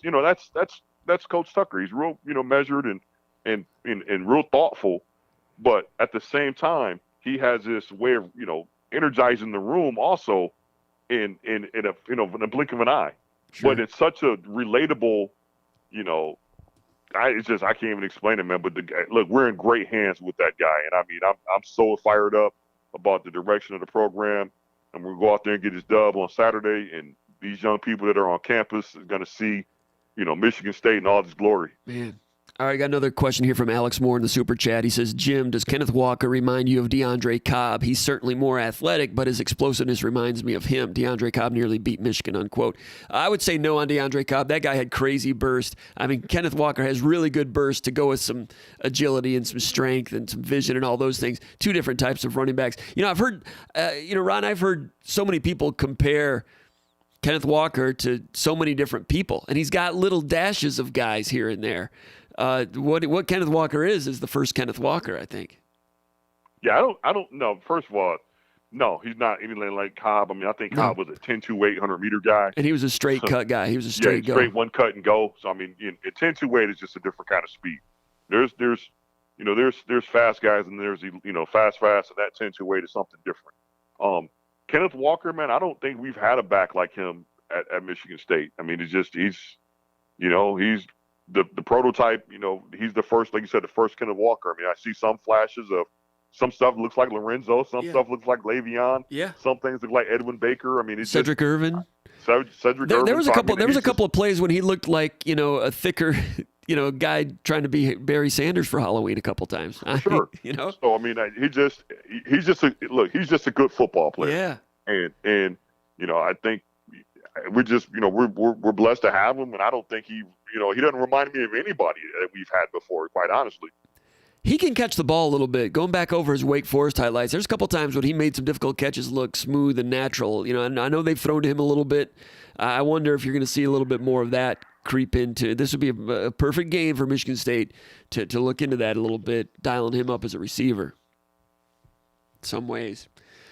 Let's go a question, Mike from West Palm Beach, Florida. He says, forgetting a moment about some micro-level comparisons like who has the edge in this game between quarterback, offensive line, etc. He says, from a macro level, would you agree that if Michigan State can limit some sloppy play like they had against Indiana, limit turnovers, and just, as Mel Tucker would say, just keep out-hitting Michigan and hit them longer than they do to us, will Michigan State be in decent shape, unquote?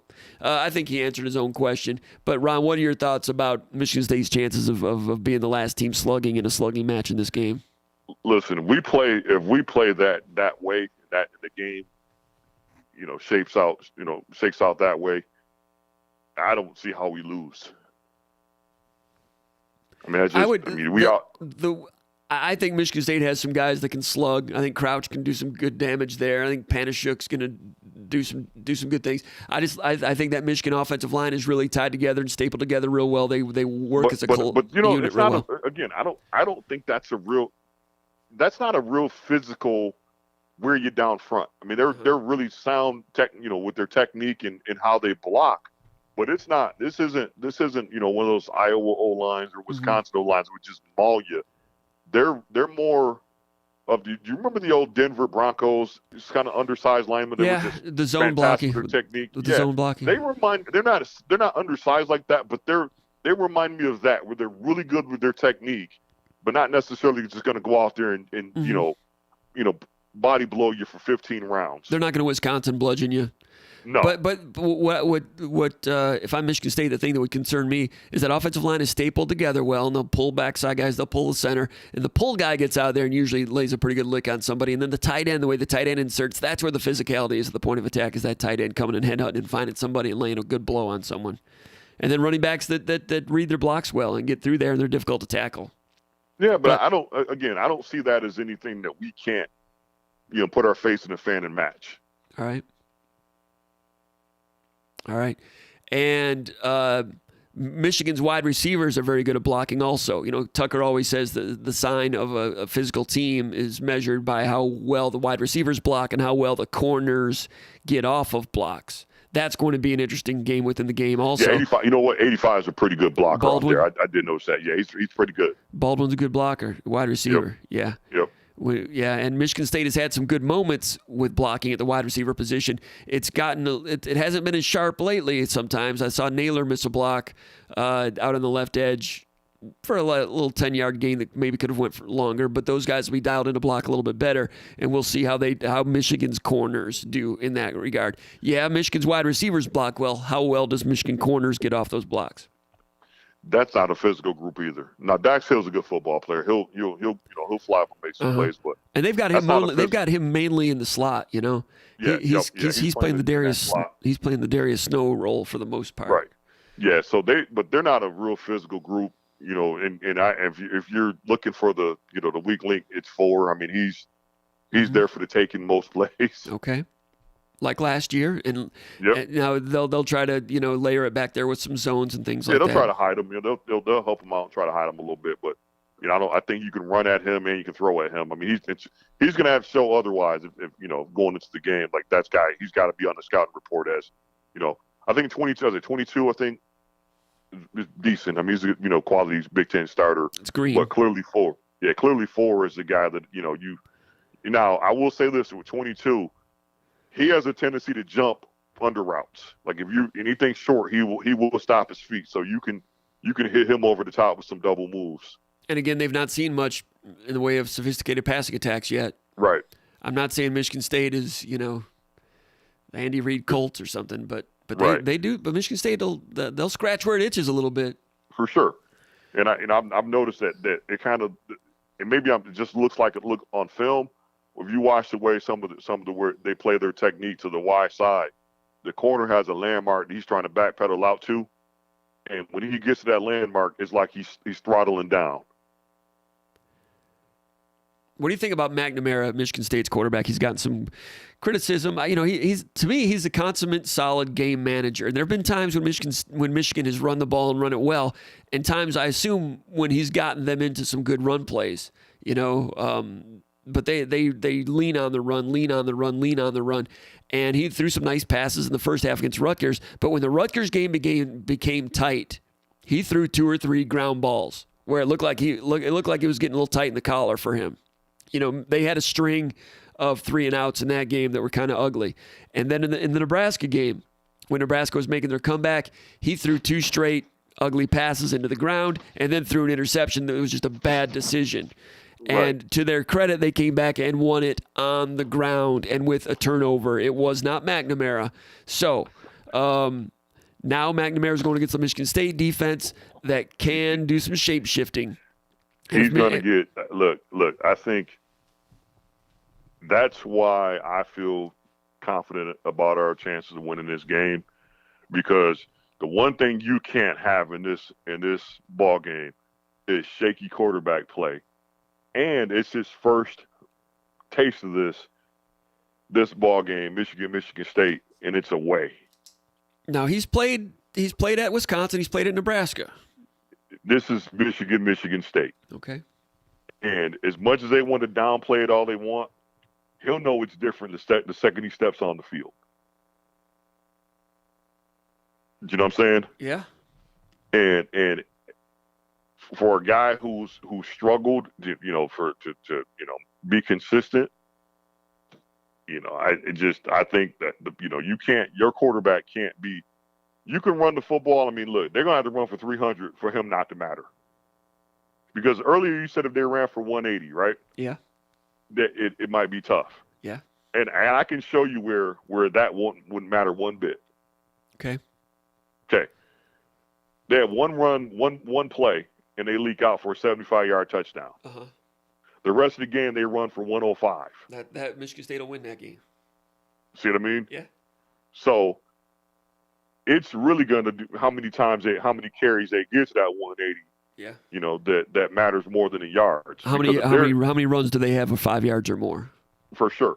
So because then you can hide them a little bit. You can throw a couple little tight end delays or the delays to the back out of the backfield, and some of those little. And that's what he's been leaning on. He's put up good numbers, but it's been hitch. Tight end delay. All these teams are playing soft coverages against Michigan, and they've got receivers that do not command that much respect. It's been hitch. Well, the one kid can run. 6 can run. I think he can run well enough. It's like Cornelius Johnson. Yeah, I think he can run. I think he runs well enough that guys respect that he can run, even though you haven't really seen him hit much over the top. Mm-hmm. I think it's like when you get into if you watch a boxing match, you see a guy out there, and you're wondering why the other guy's not attacking him more. It's one of those things where there's a little bit more steam on those punches than he thought going in, so now he's got to be a little bit more cautious. And I think that's what you see with Johnson. I think guys get out there and like, well, this kid actually can run a little bit. So let's kind of respect him a little bit more than maybe he's earned. But you don't want to give anything up over the top. So pass defenses are always going to defend long to short. So if you don't want to give up a big one, over the top to a struggling passing offense. So I think that's why, but you could pick your spots. And at the same time, I don't think they have a guy out there. I don't think now the one guy that may be a problem just because those slot guys can be tough to guard sometimes is that Sandstill, whatever his name is. Yeah. They can get lost. Those are the guys that can get lost. Sandra Still. And he had a big play before the end of the first half against somebody, and they went deep to him against Nebraska, I think. And he was open. Yeah. He was open, and McNamara overthrew him, and he had to make a diving catch. Should have been a touchdown. Yep. That's the thing. I mean, if these guys get open, they're not the greatest receivers. They're okay. They're not the usual assortment that they have had in the past. If they decide to go deep, those guys have to get open, which I'm not sure they do that greatly. Secondly, and then McNamara has to be on target, which he's not been able to do. But the way that the opponents for Michigan have played soft, McNamara, to his credit, has gone hitch, short, and put up some decent numbers. Maybe not great numbers, yards per pass attempt, but he's been efficient. Nebraska game, 3rd and 9, 2 huge occasions. Like you said, the little delayed tight end leak route where the tight end stays in the pass protect for 1 beat, 2 beat, and the linebacker's dropping his own coverage. Then the tight end over the middle. And his 2 biggest 3rd down conversions of the night were both little 2-yard passes that go for a 15-yard gain. Good job drawing it up. Good job executing it. Good job devising it on their brain trust part for Michigan. But again, it wasn't like it's 3rd and 8. He's dropping back, making a read, going to his second read, and delivering, that dig route against coverage. He tried that once against Nebraska, threw an interception on 3rd down. And I'll tell you what, he's a one-read guy too. One read, and he reads short. He reads short and long, right? Yeah, you take away that primary, man, he starts to look at the pass rush. So, Michigan State's been playing a little bit more press lately. Can they press with these guys and run with these receivers and go with single safety deep, stop the run and press on the corner and bring a blitz? I think you pick your spots. You're going to see some of that. My guess would be, if they're minus 20, their side of the 20, you'll probably see us be a little bit down the distance wise. We might not necessarily be in a hurry to blitz and play man, but as you start getting closer to the red zone, I think you're going to see more of that. But we're going to mix it up. I mean, I think that he'll throw the other team too. I think we're going to try to, disguise some of our coverages and just, pre-snap look, different than post-snap. Because anything you can do because like you said, he's reading short to long, and that ball's coming out to the first read. It's usually a little hitch on the hash. Or is that, the little H delay, halfback delay, or they'll run that, he did make a good throw. I didn't know he had in him. He threw a deep outcut to the wide side of the field. I didn't know he had kind of arm talent, but it was a good ball. Yeah. So, but I don't think they'll make a living on him throwing from the hash to below the numbers on the wide side of the field. Right. And if he can continue, if he can consistently hit that throw, man, it's probably going to be a long day for us. They don't ask him to do it much. And he's a quarterback at Michigan, so he has arm talent. Otherwise, they wouldn't have recruited him, right? For sure. But I'm talking about it was an accurate throw right on the numbers from the hash to outside the numbers. Right hash to the left sideline. Yeah, that's a good ball. I mean, and like I said, if he's going to make that throw all day, it's probably going to be a long day for us. But if he could do that consistently, chances are they probably ask him to do it more often. Yes. Yeah. What was that one? Let's see. Anyway, give us a thumbs up if you're appreciating the show here. And we certainly appreciate everybody that's here watching. Let me go to the next question.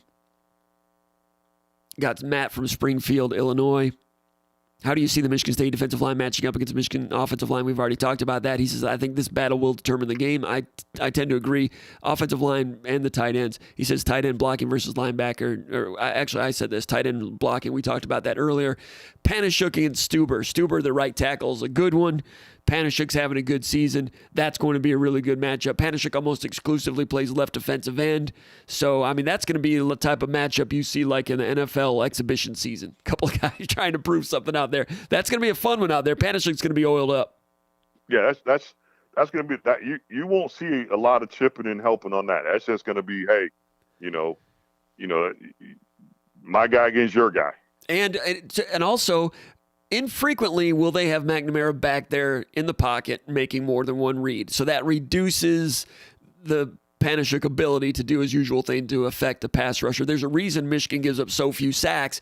Firstly, because they don't pass very often, and when they do, it is short reads. Yeah, that ball's coming out. You know, I think 2.8, if it's 2.6 seconds or under, you can't get there. Yeah, so I'll be interested to see what Hazleton does with that, and Harlan Barnett and Tucker and those guys. It'll be a mixture, like you're saying. I did notice this, man. I don't know if you watched it on film, but sometimes that left tackle for Michigan, man, he can get a little bit wide with his kick step and give up quick inside pressure. Okay. It's Ryan Hayes. I've not noticed that. I'll look for that. All right, so we got the Wood, a guy from National City. I don't know what National City is. He says, what's the reason Trenton Gillison never developed into a serviceable Big Ten tight end? Do you think Jay Johnson will have some wrinkles involving the tight end, maybe Malik Carr? Thanks. Go green, go white, go 1-0 is what he says. I could see Connor Hayward. There's going to be some plays for Connor Hayward. Carr, perhaps. But when he gets on the field, I mean, he needs to show he can block, so it's not an obvious pass situation. But, hey, Jay Johnson's done some good things with some creativity. He's impressed me. I watched what they did at Colorado.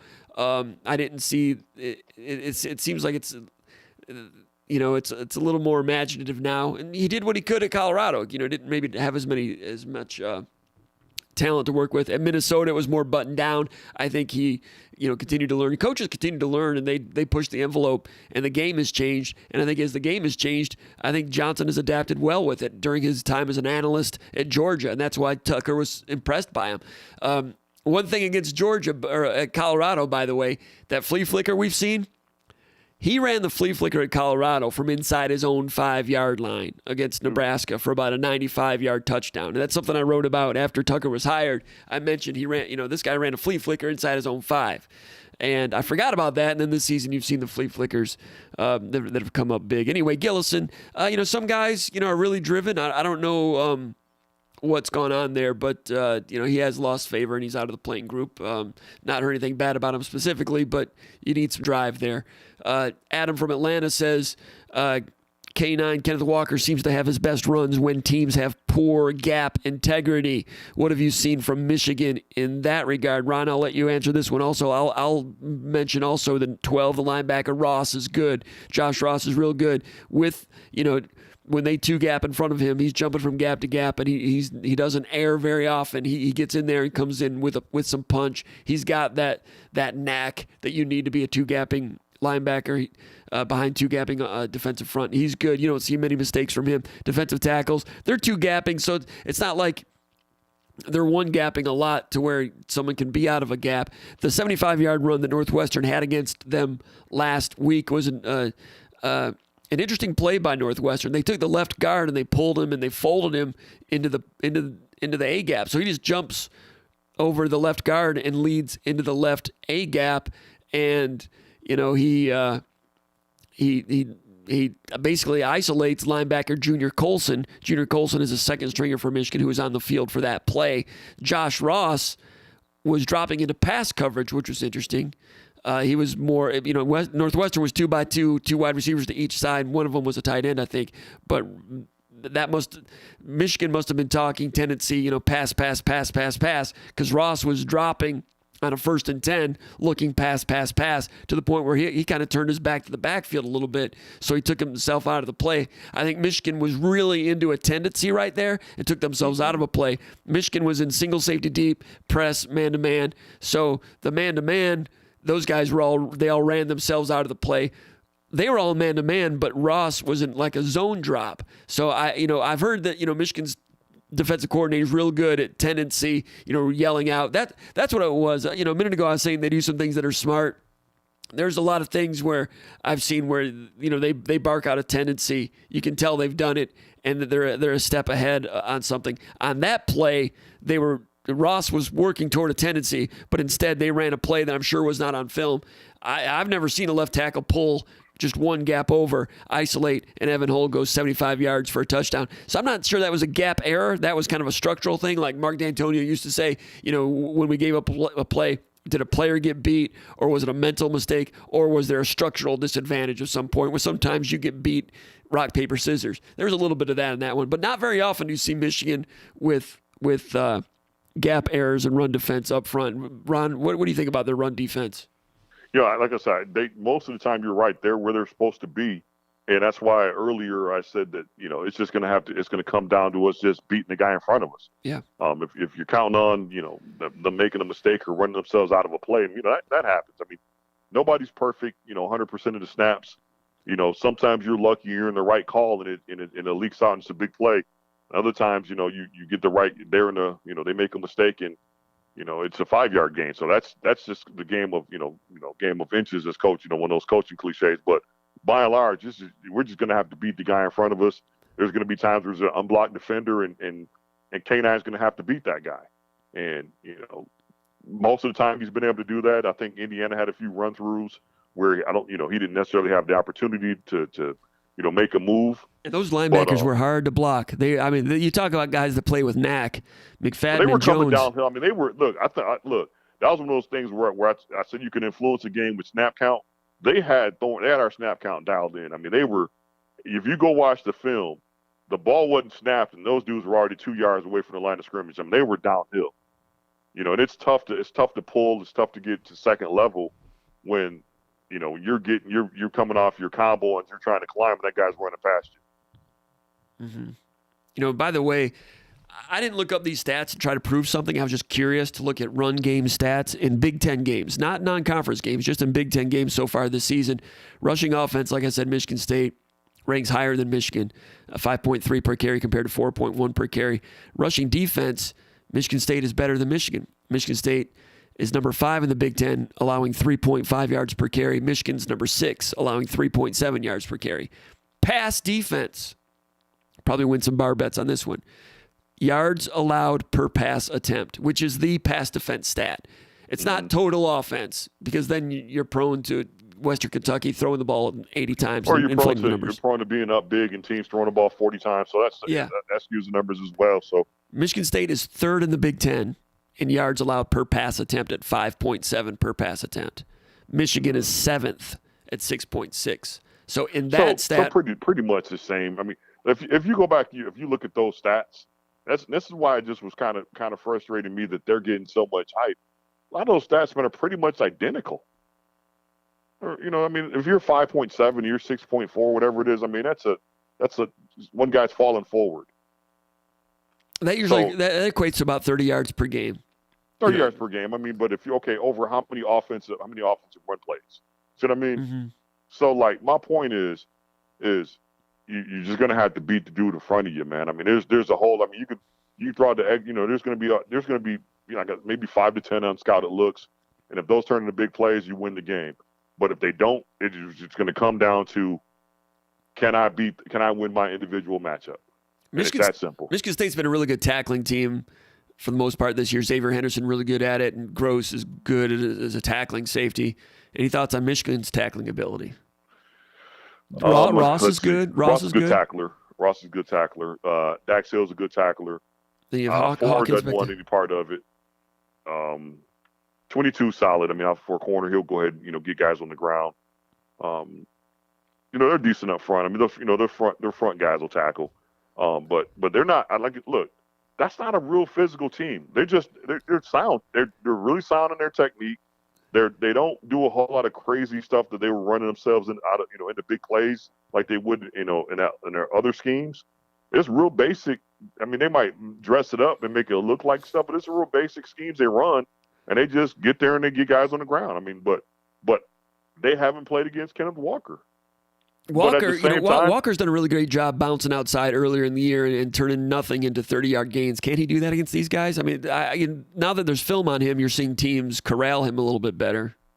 I think what's happened is because there's film, those guys like Hutchinson aren't crashing down flat. It's flat. You know what I mean?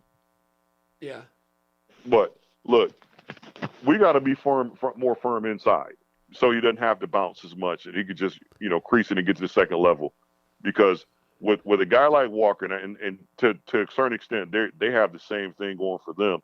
If you can get that guy to second level, your chances of a big play, just go up, exponentially. So that's, our like I said before, our interior linemen have to win the game. You're talking about Allen, Duplain, Jarvis at right guard against Smith, Hinton, and number 12 Ross in there a little bit. And then when Michigan State goes to the bench, Mac and Carrick and Duplain. Who else is in there? Anyway, but how do you think Michigan State's interior offensive line can go against Smith and Hinton? Got a hunch on that one? Look, Smith is okay. Like he shows flashes that he could be a really good football player. Like there are plays where he'll eat up a double team, and then there's plays where it's an outside zone and he just kind of gets walled off and he's on skates. So Buter is the guy who's forgetting. Sorry, Blake. Go ahead. Right. So 58. Like I said, there's plays where he looks like he's the next, because they usually have pretty good D tackles. Uh-huh. He looks like he's the next. Like this kid's going to be a good football player. Mm-hmm. But that's then there's plays where he just, I don't know if it's fatigue or focus, where he just gets he gets moved out of there. So I'm guessing those guys have played a lot of snaps because they don't go to the second string defensive tackles as often as Michigan State does. Right. I think 50 is at, they have another one at 90. 94 comes in. He's pretty good. Mazzie Smith. Mazzie Smith, by the way, is from East Kentwood. From East Kentwood. Okay. Yeah, 58. Yep. Mazzie Smith. He's 94 is pretty decent. I think he's Jenkins. Chris Jenkins. He's a sophomore. He's made some big plays in short yardage. I'm kind of surprised he doesn't play a little bit more. He's good with his hands. He has good hands. Gets off the ball pretty quickly too. I didn't notice that. I think he's one of their quicker guys off the ball. So my thing is I'm sure it's on film, and they're going to attack 64. That's just they're gonna put pressure on 64 to be stout in there, and if 64 is stout in there, you're looking at a big day. Talking about Matt Allen at center. Yes, sir.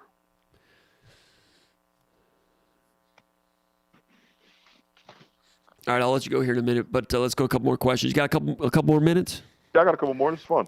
Bill in Stillwater, New York says, Jim, enough time has passed since the 2018 game when Devin Bush had his pregame antics.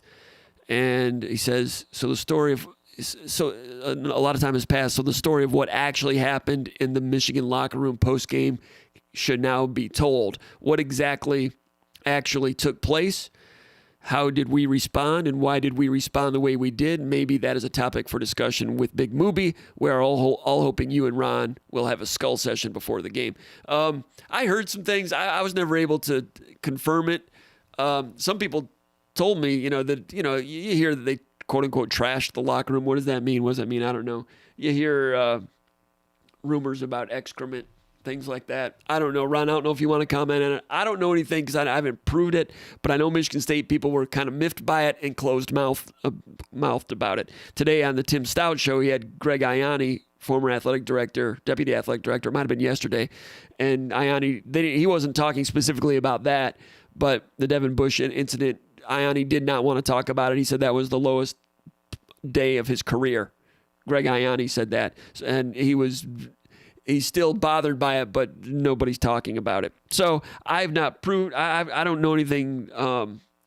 I can't talk in terms of facts, and in terms of what, saying what I heard, whatever, I'd have to ask around a little bit more about that. I was the first one that came out about the Amy Foudy incident, and she's talked about it subsequently.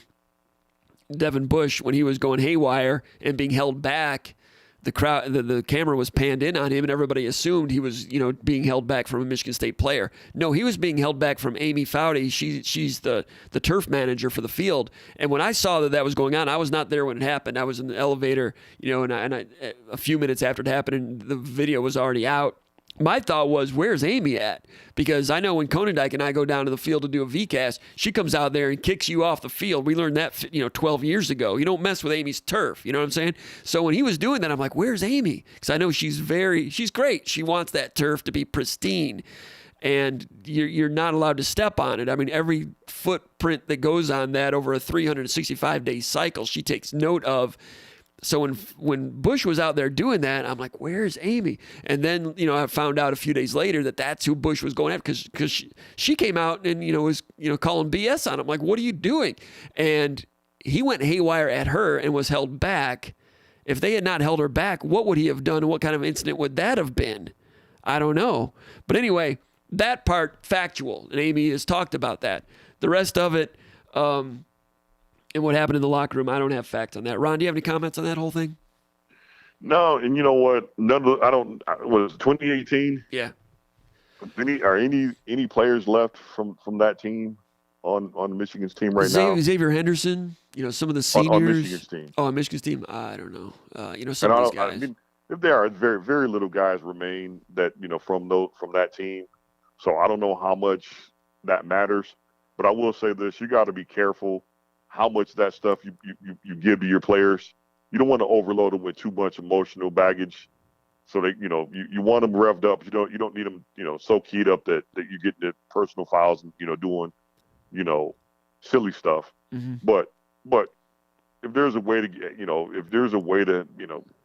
get that stuff in that, hey man, they came and disrespected our field. I mean, look, that's not to say that Tucker will use it, but if X was on the team, some other guys were on the team, that that kind of stuff gets talked about amongst players. So, I'm sure it's been discussed, but is it something that's going to be, a focal point? Nah, I don't think so. I mean, there's so many other things that matter that that we can use to motivate ourselves, and quite frankly, we don't need a whole lot of stuff to motivate us to play these guys. If the opposite had happened and Michigan State had done something in the locker room, it would have gotten out and been all over the place. For sure. Now, a couple of years ago, when they won that game, maybe it was the year after that, when they won, Michigan players really took to Twitter and talked a lot of trash, very disrespectful, which I guess, talking trash happens during a game. But in terms of Twitter, that particular vehicle, I have never seen a team in a major American sport, and college football is a major sport. I've never seen players from a major sport take to Twitter and mock an opponent like that. And that comes from the top. They were allowed to do that. After that happened, I thought that was kind of interesting. I don't think that's good for college football. You and I have talked about that before. You don't have to talk about it, but do you think that still comes up from a couple of years ago? And any thoughts about that before we move on? Do you agree with me do you agree with me that was kind of peculiar and uncommon? Look, I thought it was it said something to me. I think it said the opposite of what they thought it was saying. Mm-hmm. Like, you can't parade around and say we don't matter and we're not a rival, and then after you win, go on social media and gloat about winning. So very disrespectful. Very disrespectful. For sure. They were goading Michigan State really bad after winning. Right. So I mean, look, I don't think any of that. Listen, I'm sure there's guys on the team that'll remember all that kind of stuff. And did that help Michigan State last year? No, I think what helped Michigan State last year was that we just had dudes they couldn't cover. Plain and simple. After that game, Shea Patterson was asked about it a little bit on a Detroit radio station, and he said, "We wanted it to sting." Unquote. Right. I remember. That comes from the top. That comes from the top. You know that weirdo, steering the ship told him that. I mean, make it sting and that kind of stuff. He orchestrated the Red Rover maneuver. Right. That was all orchestrated. They had a cameraman out there. They had still photographer, cameraman, and the guys that were on the field were Devin Bush, who's the ringleader and all that craziness, right? And all the other guys that were out there were Detroit recruits that considered Michigan State. Lavert Hill was out there. Lawrence Marshall was out there. Guys that that this rivalry means a little different to. And then Devin Bush was out there as the kingpin a little bit. That was. They knew Michigan State was going to come out and walk the field. They went out there to take them by surprise and create something. And they wanted to turn it into a PR smear campaign, and it worked. Michigan State was fined $10,000. Most idiots thought that Michigan State was in the wrong, that didn't know the whole story, but they got what they deserved. So Michigan got what they wanted out of it, and a year later, 2 years later, his players were quitting on him, and he barely kept his job. Right. So if you want to be Art Briles in this game, sometimes that stuff can come back to bite you. Right now, they're playing pretty good football, though. Right. And look, here's the thing. let them do all that nonsense, man. Go win the game. You know what I mean? Go win the game. Because here's what we know. We're not going to win the media PR war with those dudes. So just win the football game. All right. Question number 11, Marlington out of Columbus, Ohio says, does Michigan State's secondary play a little closer to the box or cheat someone up more this week to help close off some of those running lanes and extra gaps? You know, Ron, I think they kind of have to. I think to beat Michigan, they've got a really good running attack and a suspect passing game. I think it only makes sense to, you know, if you're going to put your cards in one side of the table, you're going to fortify things to put a body up there to stop the run. And even if you do put an extra body up there, it still might be hard to stop the run. I think you have to be more aggressive with single safety deep and other kind of things like that. I think it's to be determined. I think we're going to go out there and play base first and adjust from there. Because what if, you know, Panashuk and those guys and Slade and Barrow and those guys are pushing those dudes around and now you're in single high and they play action and hit something over the top and you help them out. So let's just, you know, go out there and line up on our base and see what we, you know, and adjust from there. And look, even if they hit a couple of runs, I don't think you have to be in a hurry to abandon what you do. So it just depends on how it looks. If it's, you know, if you're out there getting pushed around, then yeah, you're going to have to make some adjustments. But if it's, you know, a gap error or something like that and one leaks out, I don't think so. Now you don't have to make these, you know, these quick changes. So I think the short answer is to be determined. Tony from Detroit says, what is each team's glaring weakness and how might it cost them this game? For our guys at Michigan State, I'd say depth. For the bad guys, I'd say they've had some obvious mental lapses at times. Curious to hear your thoughts. My answer would be, I'm not sure about the mental lapses here and there. I don't know. You know, we've talked about potential weaknesses for Michigan State potential weaknesses for Michigan in pass defense could be some questions, and potential weaknesses at quarterback if he has to bring them back through the air a little bit. They've not had that problem thus far. Michigan State's problems, you know, if Peyton Thorne gets hit a couple times like he did against Nebraska, he was off a little bit in that game. I'd be, you know, Michigan State's offensive line was just kind of okay lately. I think communication, my biggest thing is communication up front with some of those, you know, some of the blitz packages. We didn't communicate as well as we should, especially early in the season against Miami.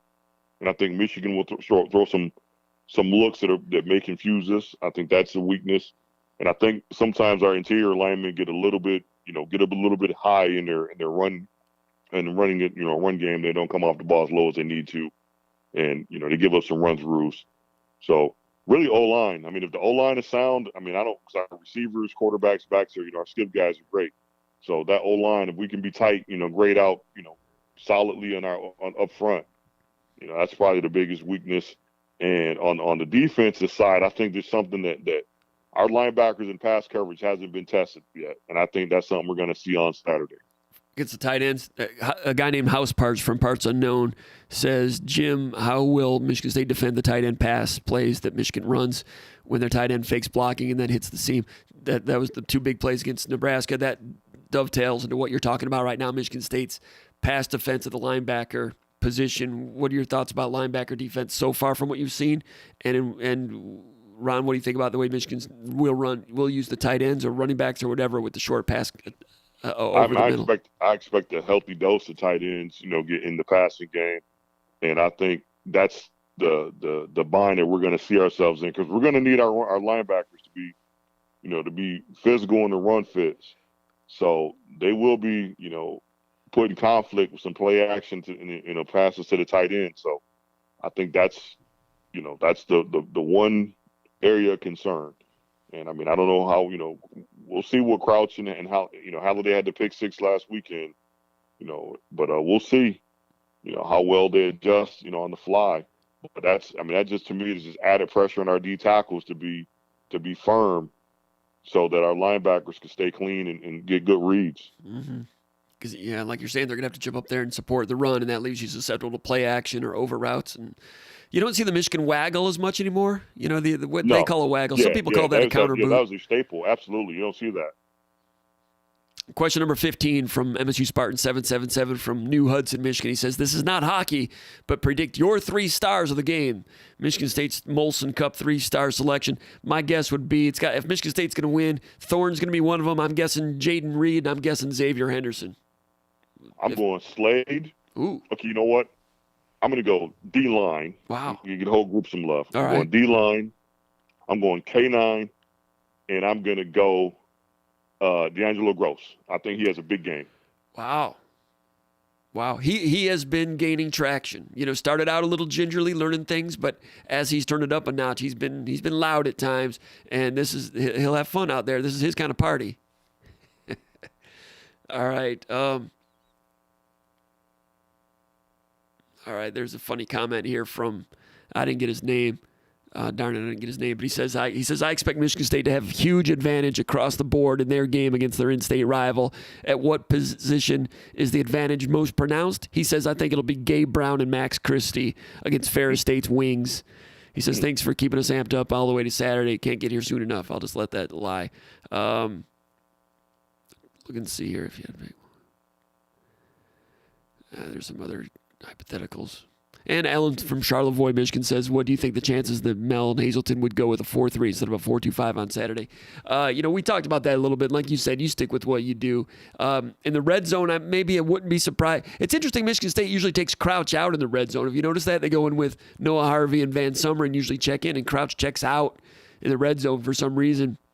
Last year, Michigan State did not go to a 4-3 when they played Iowa. If they didn't do it against them, I don't think it's in their No, I don't think you go into games and tinker with what you do. Yeah, if you do that, you'll be kicking yourself if it doesn't work out. You give up a play with doing something other than what you're good at, and then you're second guessing it. So now I think you just you dance with the girl you came with. Right. All right, man. Hey, we're gonna wrap it up. Ron, I really appreciate all your insight. I know all these Michigan State fans do as well. Over here in the chat area, it's been fewer questions and mostly just discussions in amongst themselves. I might stick around and answer some of these questions, but I'll let you go, Ron. I really appreciate your time, and maybe I'll check in with you a little bit later in the week and see see if we can compare notes as we get closer to kickoff on Saturday. Man, it's great being on, and you can expect some of those 4 a.m. text messages where I'm up watching film. And Ron and I have had some text exchanges at 4 a.m. when we were doing that last night. That is kind of strange. Now that I think about it, it's very strange. But while I was doing it, we were just talking about tendencies and what this guy did. And it's 4 a.m. It's 4 a.m. I'm having coffee and watching film, so be expecting to see some. I got some stuff. I'm a deep dive into some wrinkles. I think we can expect to see that I don't want to necessarily say publicly. Okay, and all right, cool. I'll be talking to you later. Appreciate everything, and congratulations on a great Michigan State football week as a Spartan dog, Ron. You guys absolutely, man. We're fired up and ready to go. Have you been talking to a lot of them? I might run on the field. Yeah, what's it like out there? What are the Spartan dogs talking? You guys, man, guys, look, man. You know us, man. We're chomping at the bit. And I'll tell you what, just real quickly, Perlis guys. I don't know if it's just the way Coach treated us. We're kind of nuts, So I think Perlis guys are a little bit more on edge. I think the D'Antonio guys are a lot more measured and careful and focused. I think the Perlis guys, but we're all going crazy. It's going to be fun, Ron. I appreciate it once again. Thanks for tuning in and being a part of this. I know all the Michigan State fans out there really appreciate it too. And you take care. I'll be talking to you soon, okay, Ron? All righty, man. Go green. He goes, Ron Armstrong, big movie. There he goes. Thanks a lot, Ron. Really appreciate him. I'm going to go here, and I saw Detroit Spartan say K9's great, but he's no Barry Sanders. I agree with that. I just think that there was 1 or 2 plays earlier in the year when he started, stop, start, and it reminded me of a slower, bigger Barry Sanders. But it was a way of getting out of trouble that running backs you don't see do very often, and he definitely did it. We've got a lot of chat entries over here. MJ came in first. Rob South came in second. Bob Littleton came in. This was way back when we were just getting going. The first 8 or 10 minutes of this broadcast was just me trying to. I'm just happy that the Ecamm Live worked out. It's kind of late. I'm thinking about putting the phone number up there to take some phone calls, but it's probably late. I'll let you all go to bed. It's a work night and a school night. Looking at the chat area right now. Just looking to see if there's any questions that I missed. I'm sure that there are some, but we went over the game at all angles. Somebody was asking about the kicking game. I've not looked at the kicking game closely yet. Of course, Michigan blocked a punt last week. Michigan State's punt game has been very good all year. It's been a plus, and field position's always big in these games. And that it's nice that Michigan State can probably lean on that. Coughlin has been solid. He's got a clear mind about himself. He's hit some kind of some game winners this year, and Robbins is the punter for Michigan. He's pretty good. Henning had a good punt return once or twice for Michigan. Special teams are always very important. I'll watch some more and see if I come up with anything special teams wise, if anything glaring. But I don't usually do much in terms of trying to predict what happens with special teams. Austin Evans says, hey, Jim, do you expect Michigan State to air the ball out more in this game? If so, is it short passes? Michigan's pass rush is tough. Michigan's pass rush is pretty good. But State's going to try to, it's not going to stop Michigan State from doing a lot. Some people think Michigan State moving the target can help. Michigan State moved the pocket. Michigan State moved the pocket. First play of the second half against Indiana. Nice counter boot pass out there to, I think, Trey Mosley for about 20 yards. No, Jaden Reed for 20 or 25. Came back later in the second half, did it again for about 20. Thorne can do that. That can be effective. I think Northwestern started the game against Michigan, moving the pocket, counter boot, threw a pass. They lost him in coverage. 20 yards. Northwestern didn't have a lot going on offensively the rest of the game, but moving the pocket, throwing on the run is something Thorne can do, and I would expect that to be part of it. You have Michigan State's got a good edge player in Hutchinson. The other side, 55 is pretty good, but not like a dominant game wrecker type of guy. So airing it out, I think Michigan State's going to go deep a few times. Does Michigan play some deep coverages and try to take that away? If so, Michigan State's diversified enough to make that read and throw digs and comebacks and curls underneath. Whereas Michigan, they don't seem. I'm not saying McNamara lacks the ability to do it, but they don't ask him to do it. But like Ron Armstrong said, if they don't ask him to do it, then there's probably a reason for that. Depending on what you do in coverage, he's not shown that he can break it off and go somewhere else with it, which is, I think, it's an edge to Michigan State. They've got a little more. They've got a little more capable field general at quarterback. Now, if Michigan State gets no pass protection and can't run the ball, and Michigan State's field general is faced with 3rd and 10, facing blitzes all the times, then there's only so much your field general can do. Michigan State has an edge at that position, but that edge can be flipped by those circumstances right there. And I think Thorne is better than McNamara, but if McNamara has a running attack that's giving him 2nd down and 3 all the time, then that increases his effectiveness. But I still think, if all things being equal, meaning both teams have the same run game and pass protection, I think Thorne is better. And that's usually a big deal. Jack Frasco says Nebraska had 10.4 yards per pass attempt against Michigan. I'm sure we will be able to find success. It's a good point. Nebraska had a couple touchdowns on some trick plays. They sold a tendency one way, got Michigan to bite on it in man-to-man, and came back and hit a couple of wide-open pass plays for, one went for like a 30-yard touchdown and one went for about 60 yards. Can't remember if that was a score or not, if that just put him in the 10-yard line. But Nebraska had a couple.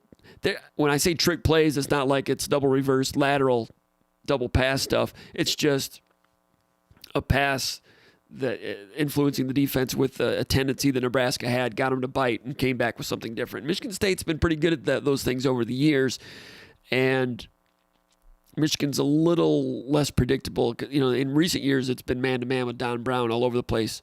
They're not married to one particular type of defense anymore. So if you're going to run one of those trick plays, you have to, if you're trying to get them to bite on a tendency, you want to catch them in a down and distance when they're less likely to be playing zone. So that's That would involve some deep analytics to try to figure that one out. But Michigan State will have some things, and Nebraska did pull off a couple that helped keep them in the game and take the lead in that game.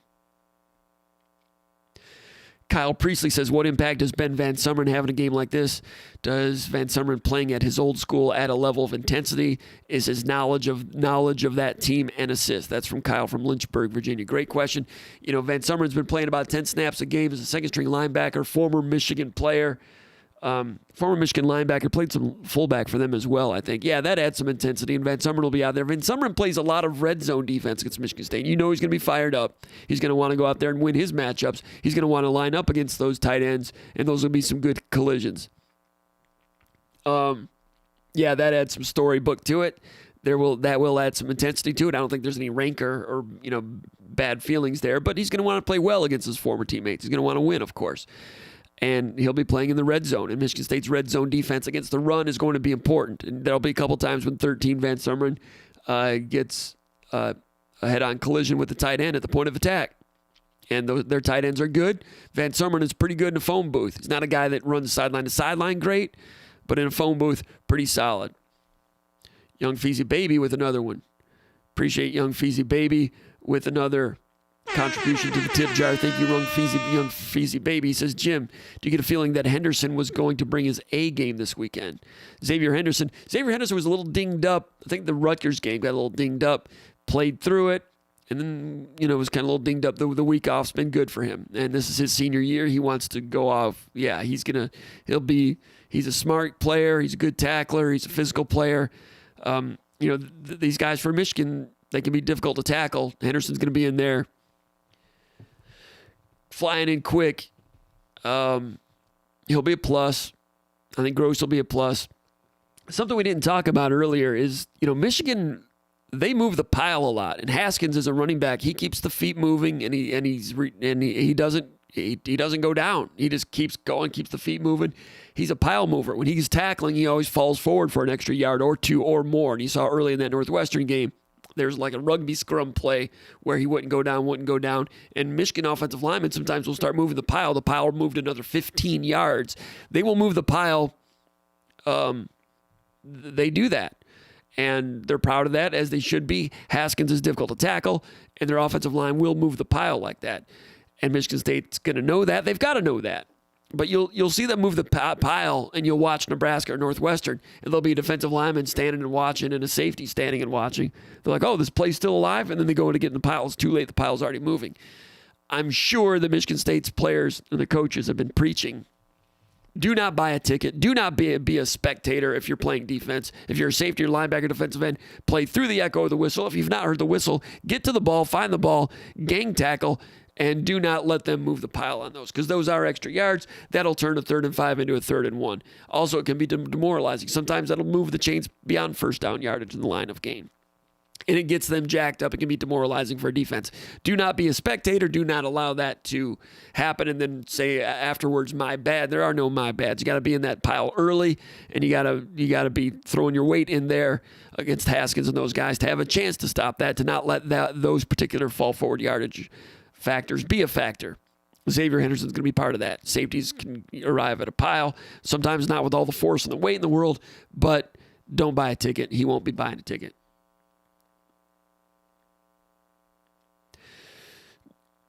Nick Postuma says, any word on Beasley? Detroit Spartans said earlier that he heard Beasley might be playing. I don't know. I've not heard.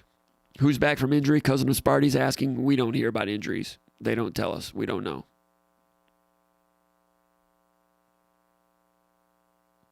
Alex Moore says, do you think Crouch will ever be used at running back to help in the goal line like he did against Tennessee? He was a 4-star running back. At one point, he was a top 100 recruit as a running back. That's a good question. I doubt it. Ball security is so important. Giving the ball to somebody who's not repped a lot of carries would be a risk. I think you give it to number 9. Wrapped in that question is who's number 2. Elijah Collins has been number 2 in the past. He's been injured. He's been out of the loop. Jordan Simmons has been number 2 in the past. Harold Joyner's kind of drawn even with him. Does that mean Joyner is ready to be the number 2? He fumbled early in the season. Was it against Northwestern? But basically, to your point, they don't have a legit number 2. And in the running game, that's one edge, a big edge that Michigan has, is they've got a double-pronged tag team of running backs, whereas Michigan State has one. Their running backs are good. Michigan State has one who's very good, but those guys for Michigan are quite good also. Michigan State could use a second guy, a tag team partner, to help Walker. Don't have it right now.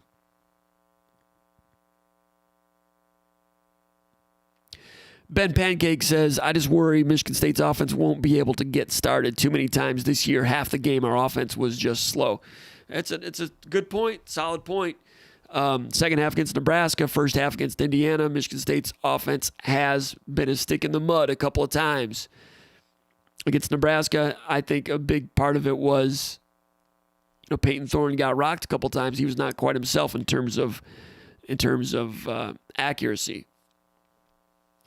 What was the other game? Was it the Nebraska game? Michigan State's tight end blocking consistently was not good. They would get stopped, and it was consistently tight end blocking. Hunt, Hayward getting beat on the edge, not securing their gap. So tight end blocking is what it is at Michigan State, and that's Michigan's biggest edge in this game. I realize that tight ends do not match up against one another, but in terms of face cards that each team has in their hand, Michigan has face card at the tight end position. Now, Michigan State's got Connor Hayward, who's good in terms of ball skills and everything, but in terms of tight end blocking, Michigan is excellent in that area. Not only are they very good at it, they highlight it. Thirdly, it's uncommon. You don't see teams that accentuate high tight end blocking the way they do, whether it be a tight end down to the three-point stance, up on the line of scrimmage, run into his side, or back off the line of scrimmage as a wing and as a puller, on split zone, or, just on counters or pin and pulls, pulling, or the tight end back in the backfield like a fullback, sidecar to the quarterback in the pistol, and he becomes an insert, a lead blocker like a fullback. They do it all sorts of ways, and those guys are big and mobile. They find their guy, and they hit, and it's hard to get off those blocks. They erase people out there, and that's good for the running backs. That's part of what makes them go. What Michigan State can do to win those collisions, I don't know if there's a secret ointment that overnight you can wave pixie dust at it and get that figured out. Snow's going to be taking on some of those. Linebackers going to be taking on some of those. That's a problem in the run game. That's a problem for Michigan State in that one. Thanks to Kevin Schroeder with the super chat. Tip jar. Thanks, Kevin. He says, how do we neutralize number 97? I can't remember this team playing a so-called superstar defensive end. Talking about Hutchinson defensive end. We talked about that earlier in the show. Like Ron Armstrong said, he doesn't think he's quite a Chase Young or Bosa type of guy. He's good. He's active. He's got quick feet. He's fast. He's real good with outside speed rush, and he'll fake the inside with the head and shoulder and go outside, dip and rip. Does it real well. Keeps his feet moving. He's athletic. He's got a fast motor. Doesn't stop. Not only is he athletic in that regard, but he also can bull rush you and long arm you with strength. So in that way, he's a double pronged pass rusher. He can. I don't know if he can totally bull rush a guy back into the pocket. He does it well enough, though. He can control and disengage. I saw against Nebraska one time an inside move with an arm over swim. Did that really well. I'm surprised he doesn't do that more often. I want to watch him more to see how often everything to him seems to be outside. It's outside, or bull, outside, bull, disengage, outside. Can an offensive tackle lean more to the outside against him in pass protection? I'd say more often not. If you do that, you're going to guess right. That doesn't mean you're going to effectively block him, but I think you can do that more often than not. That being said, 1 time out of 10, he will come back to swim, and then you're dead. Because if you're going too far outside, he's quick enough to cross your face on that. Neutralizing him. Rutgers and Nebraska optioned him a few times, ran option right at him. Optioned him, meaning leaving him unblocked, make him decide if he's going to go for the running back or the quarterback. Michigan did not do that well against Rutgers, but they worked on it. I thought Nebraska would use that more. They used it once down to the goal line, scored a touchdown on a quarterback zone read option. But neutralizing him, he's good. He's a good player. He has the potential to disrupt a game a little bit, but I don't think, like Ron said, I don't think he's a guy that you have to change. You wait, you start the game, you see how it plays out, but He'll make a play here and there, but I don't think he'll be like an every play just disaster maker, in my opinion. Could be wrong. Good player, though. Devin Rankevich says Rashawn Gary was always hyped up, and although he was good, I don't think I ever saw him take over games like Young or Bosa's. I agree with that. Jack Fresco says, is Panasiuk as good as Hutchinson? A little bit different players. Hutchinson's a more lively pass rusher with more moves, but Panasiuk's got some moves too. Panasiuk can play with some strength. Hutchinson can play with some strength. Who's better in terms of playing the run right at them? It's a good question. We've been watching them all year, but I've not really done a scorecard on it. They're slightly different, but they're similar. I know that it's been talked about statistically. They're similar, or Panasiuk might even have an edge statistically. Panasiuk's underrated. Hutchinson, I don't think he's overrated, but it's a good comparison there. Good question. I don't have a definitive answer on that one.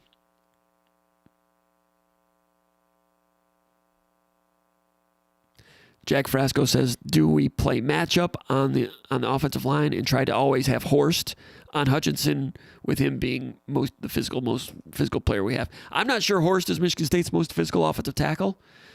Arcuri has his moments. Jarvis goes out and plays tackle reasonably well here and there. Also, Hutchinson will play some right defensive end and left defensive end. I think he plays to the field side all the time. So if the ball's on the left hash, he's to the left defensive end. If the ball's on the right hash, he's to the left defensive end. I think I'd have to chart it, but I know that he plays both. So you're not going to move your tackle from right to left to put him on him specifically. Horst is pretty good. Campbell will be eager to do some things, but do you chip with a running back on his way out, hold a tight end in? There'll be a little bit of all of that, waiting to see how things go with him. He's good, but I don't think he's somebody that makes you change all of what you do, unless he starts to dominate, which is possible, but I don't think that'll be the case. He's a good player. He'll make some plays. I'm just not. I wouldn't. It seems like Jack. It seems like you're losing sleep about him a little bit. I'm guessing Jack lives in the Detroit area, and he's got friends and coworkers and enemies that have been telling him all great how great 97 is. I feel you. Jack Frasco's prolific this time of night. He says, Williams, talking about Ronald Williams, corner from Michigan State, seems to be playing better and better. I would agree with that. He's improving steadily. He brings some physicality to it at the corner position, some length. Good one. Start of the season against Northwestern, was a starter, a little shaky, didn't start in the second game, came back the third game, played a lot in the second game, but he has been getting better. He's becoming a plus corner.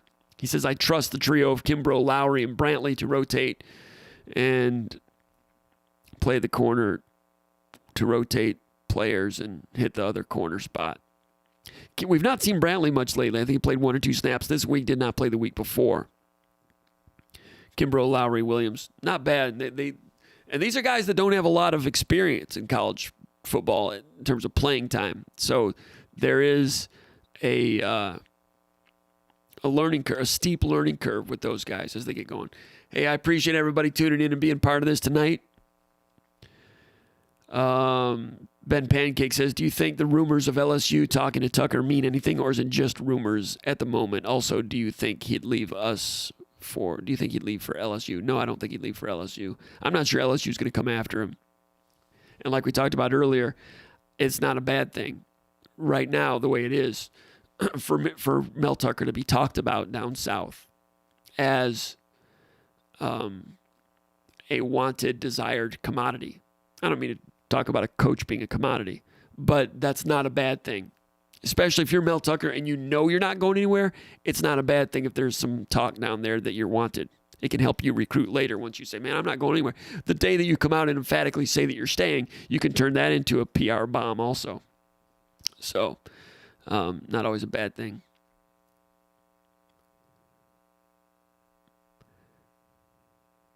Joe K says, thanks. First time I ever joined one of these. Got on late. Unfortunately, these are great. Thanks a lot. Appreciate that, Joe.